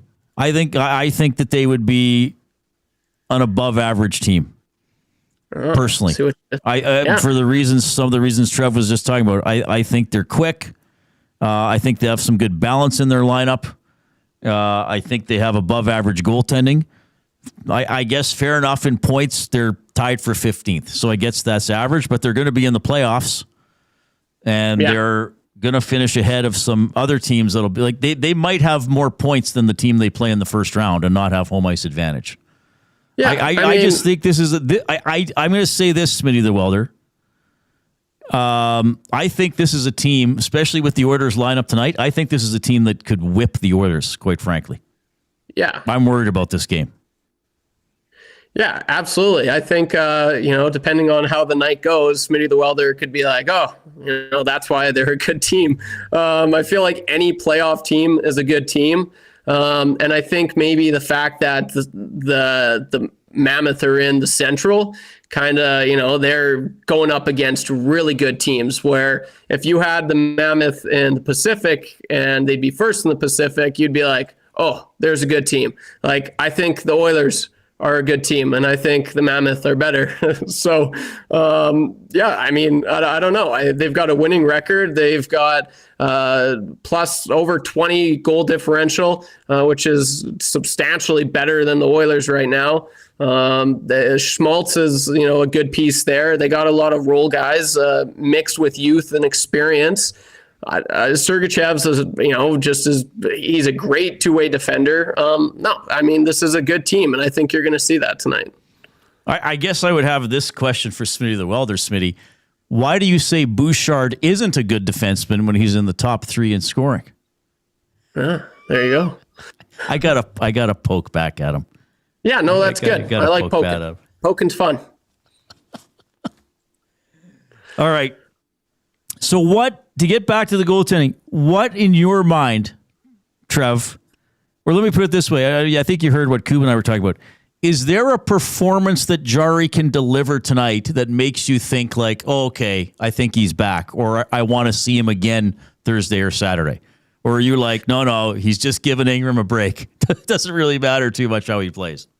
Yeah, I don't think I'll ever be satisfied with one appearance from Tristan Jarry or for any goalie for that matter. Like, if he goes out there and he's lights out and he posts, above a .920 save percentage, only lets in one goal, let's say, I'd have time. But for me, like with Jarry, like we've seen that he can have we haven't seen it in a while, but when he was first acquired, he put together a good game, and he put together, maybe a decent game, and then he followed up with another good game. We haven't seen a 3-game, let alone a 2-game, let alone a 1-game, a good game from Tristan Jarry in quite some time. So, he's going to obviously have to put in, have a wicked night for, the coaching staff to even consider it going forward, because Knoblauch said a few weeks ago, or I think maybe it was just last week, that no, Connor Ingram is our guy. Connor Ingram is going to be the starter going forward.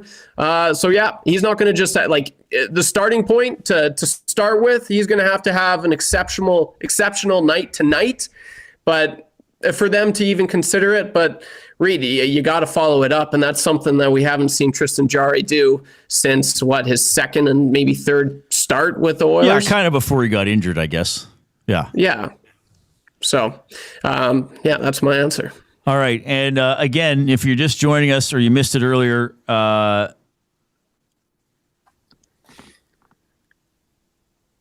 James Hamlin called up from Bakersfield as an emergency recall. This does not mean he's going to play tonight. You can have an emergency recall if you are going to have fewer than 18 skaters, right? 12, 6, or players, 12, 6, and 2, forwards, defense, goalies. But if the Oilers can ice that type of a roster, then Hamlin would be immediately sent back down, perhaps even by the start of the game tonight. So there's clearly some concern here that maybe the Oilers can't put 12 forwards on the ice. So there must be an injury or an illness that they're concerned about to even bring Hamlin up to be available. But then if they can go with a full team, he goes right back down. So that's how that works. Okay? I know you know, Trev. I'm just going over this again because I had to refresh my own mind about it. All right. Trev, you're a good guy. You didn't blink this entire segment. No, I didn't. I also didn't pee. Well, to be fair, we can't see your bottom half on camera, so you could be sitting in a puddle of it. Yeah, that's funny. All right. No, this was awesome, Reid. It's always a pleasure being on the show. I've been quite fond of your work. I've watched you for quite some time, and to be on your show is a proud moment for sure. So thanks for having me on, and I miss you already. All right. See you tomorrow, buddy. Thank you. Awesome. Take her easy, man. YouTube Trev from the Nielsen Show, and I'm coming to you from the Canadian Brewhouse studio. The Canadian Brewhouse now has happy hour Monday to Saturday, 2 to 6 p.m. Prices starting at $3.99. Come early, stay longer, save more. The Canadian Brewhouse. Our house is your house. Did he do something goofy off camera there? Or off? He almost did. Yeah, you didn't see it, though. I got a full... That's okay. Yeah. He's a good guy. Some final thoughts and words of the day when we get back.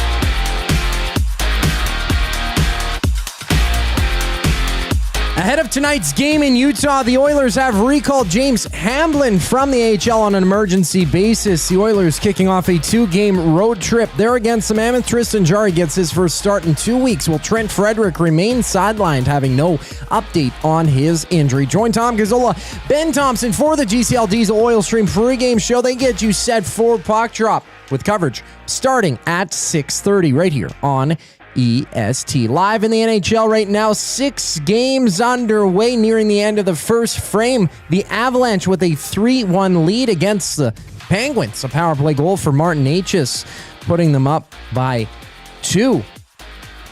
Hurricanes up 2-1. Over the Canadiens, Oliver Kapanen, the most recent goal in the game for Montreal, cutting the deficit down to just 1, while the Bruins, they have a 1-0 lead against the Maple Leafs at first intermission. Just 4 games over in the association today, a pair of which are live. The Knicks and Pelicans tied at 4 aside just about 2 minutes into action. And the Kings have a 3-point deficit against the Hornets. 8:20 left to go in the second. ESPN Shams Charania has reported that Golden State's Moses Moody has been diagnosed with a torn tendon in his left knee. He suffered that on a non-contact play last night against the Mavericks.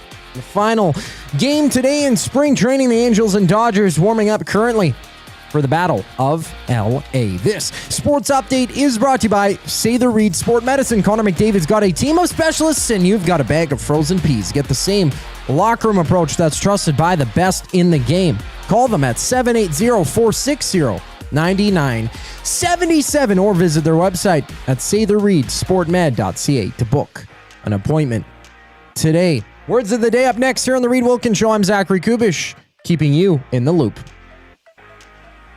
And I wanted to ask you, does qualifying matter less with the new regulation/cars? It does. I wouldn't say that it matters less. Qualifying is always going to be important because it sets the grid. We're seeing is that there is a bit of an erosion of the DNA of the sport. EST Afternoons, weekday afternoons 1 to 3, only on Edmonton Sports Talk, your clear choice for Edmonton sports. At Firehouse Subs, our subs are freshly toasted, stacked high, and crafted to satisfy. Each sub is piled high with premium meats, melty cheese, and toasted to perfection. Firehouse Subs brings bold flavor to every bite, all served on a freshly toasted roll. But we're not just feeding Edmonton, we're fueling it. Dig into the brisket hat trick, piled with slow-smoked brisket and melty cheese. Or go to the Firehouse Subs fan favorite, the Hook and Ladder. Made to order with smoked turkey, honey ham, and Monterey Jack cheese on a perfectly toasted roll. With 15 Firehouse Sub locations across Edmonton and the greater area, it's easy to grab a hot and hearty sub close to home. Firehouse Subs. Hot, hearty, made to satisfy.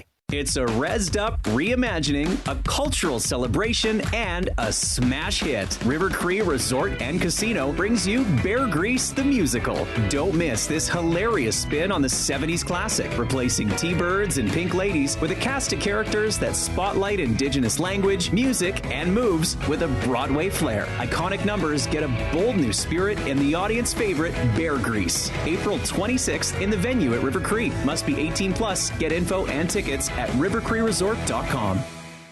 Hi there. If you're like me, you like to picture yourself in luxury, even though there's absolutely no way you can afford it. And if you can, well, even better. Thankfully, I picture myself in something that is luxury, but still absolutely affordable, like the all-new Mazda CX-90 from Park Mazda. With the new luxury features like facial recognition settings and quilted detail Napa leather seating, I can pretend to be comfortable with all of my proper settings activated without even touching a button, thanks to Mitch Lewicki and the great staff at Park Mazda. I like to picture Mitch Lewicki as a ninja fighting off evil samurai. Park Mazda, your dealer for life in Sherwood Park off Y Road, parkmazda.ca. Your brand deserves more than just a whisper, it deserves a buzz. At the Hive Product Marketing, they specialize in promotional products that bring the buzz. From eye-catching giveaways to unforgettable keepsakes, they got the perfect products to make your brand stand out and get noticed. Visit the Hive Product Marketing and let them create the buzz your business deserves. The Hive Product Marketing, the official merch partner of Edmonton Sports Talk. Visit them online at thehiveproductmarketing.com. Looking for a winning strategy for your retirement? Contact me, Joaquin Gage at K4 Financial, where expertise meets dedication. I will always look for a careful approach to your retirement, ensuring your financial future is secure. From tailored strategies to clear, actionable advice, I'm here to guide you every step of the way. Don't leave your future to chance. Get in touch with me, Joaquin Gage, today at k4financial.ca or email joaquin.gage@k4financial.ca to start planning for a brighter future and a more secure retirement.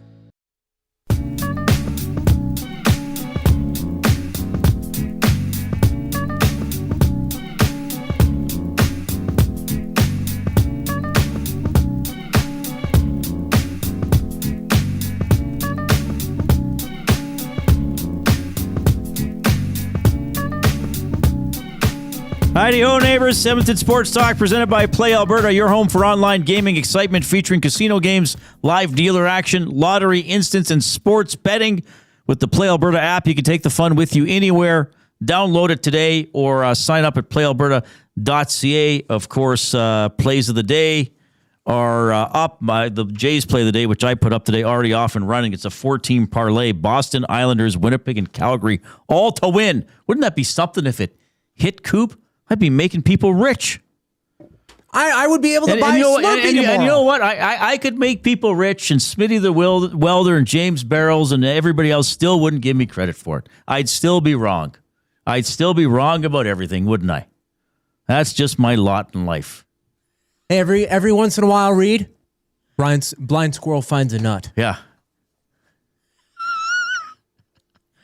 Hey, blind squirrel, is that a nut in your pocket, or are you just happy to see me? I love squirrels. I don't know why. They're just funny creatures to me because they're so wiry. Like, I don't know if they're frantic animals. Over the Hedge, but there's a squirrel in that one. Quite the nice squirrel. But there's 2 squirrels outside of my front window, and I was just sitting there for about 10 or 20 minutes, and they just kept chasing each other around the tree. It's very entertaining. McDavid between Podkolzin and Savoy.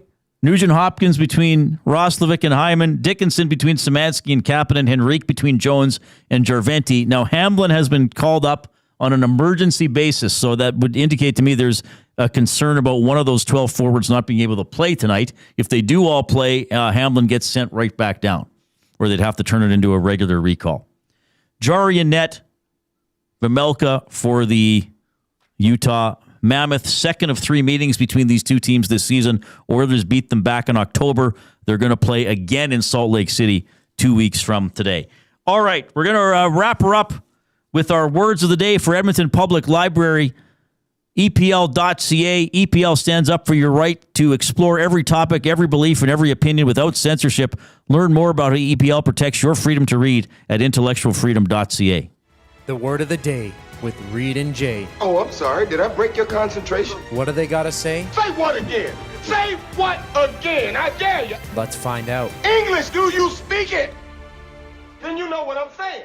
All right, pretty good job with the thumbs today on YouTube, 124. If you haven't given us a thumb, do it in the next 3 minutes. Let's see if we can hit 130 here in the final 3 minutes of the show. All right, Coop, what do you have for me? Now, I did not do great yesterday. I was well below 50%. Yeah, I give you a Hyman 0.18. I think out of 4 there were some difficult words for sure, but I'm more confident in your abilities to guess these ones today. The first word of the day is facetious. Facetious. Facetious. F-A-C-E-T-O-U-S. F-A-C-E-U-T? F-A-C-E-T-O-U-S. Facetious. E-T-O-U-S. That is 1 letter off. What did I miss?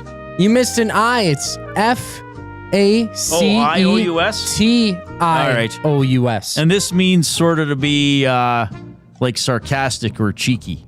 Yeah. Yeah. That's exactly what it... not serious. Yeah. Stop being so facetious. My mom loves this word.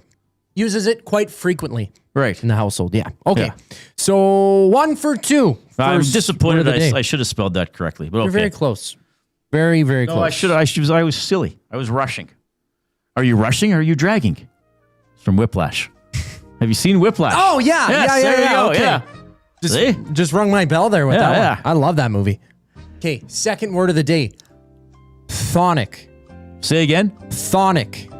Let me check the pronunciation. Thonic. Holy crap. Thonic. Well, Jay always says just go with what I think is the obvious spelling.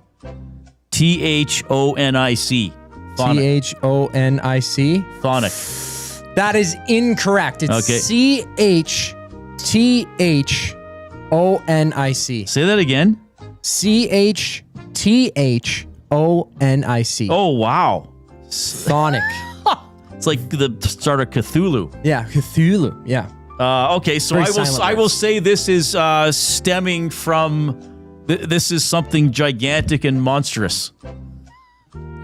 Ooh, very close. Or of like You're in the right area thinking Cthulhu. Yeah, I am. Okay. In a sense. Just adjacent. Is it related to the family of Cthulhu? Is the C capital? Ooh. You know what? Because you put the connection together between Cthulhu and... Right. I believe this is what it is, Kate. Cthulhu, some underworld creature, whatever. Thonic means concerning, belonging to, or inhabiting the underworld. So I'm going to give you half points on that. I think I should get something. Yeah. Pretty close to Cthulhu, right? That's a creature of the sea. But he's a Lovecraftian ancient one that I think was associated with the sea. Yeah. Okay. So very closely related to... Yeah, I think I should get points something. Yeah, he could be a Thonic. The Cthulhu could be a Thonic creature. Yeah. Nearly. Sure. So 1.5 out of 4, I think, is the final score today. That's okay. I should have spelled facetious properly. That's a hard word That's to say, disappointing. Too. Facetious. All right, games at 7:30. Our stream resumes at 6:30 with the GCL Diesel Oil Stream pregame show hosted by my buddy Tom Gazzola. On behalf of Zachary Kubish, I'm Reid Wilkins. Enjoy the game.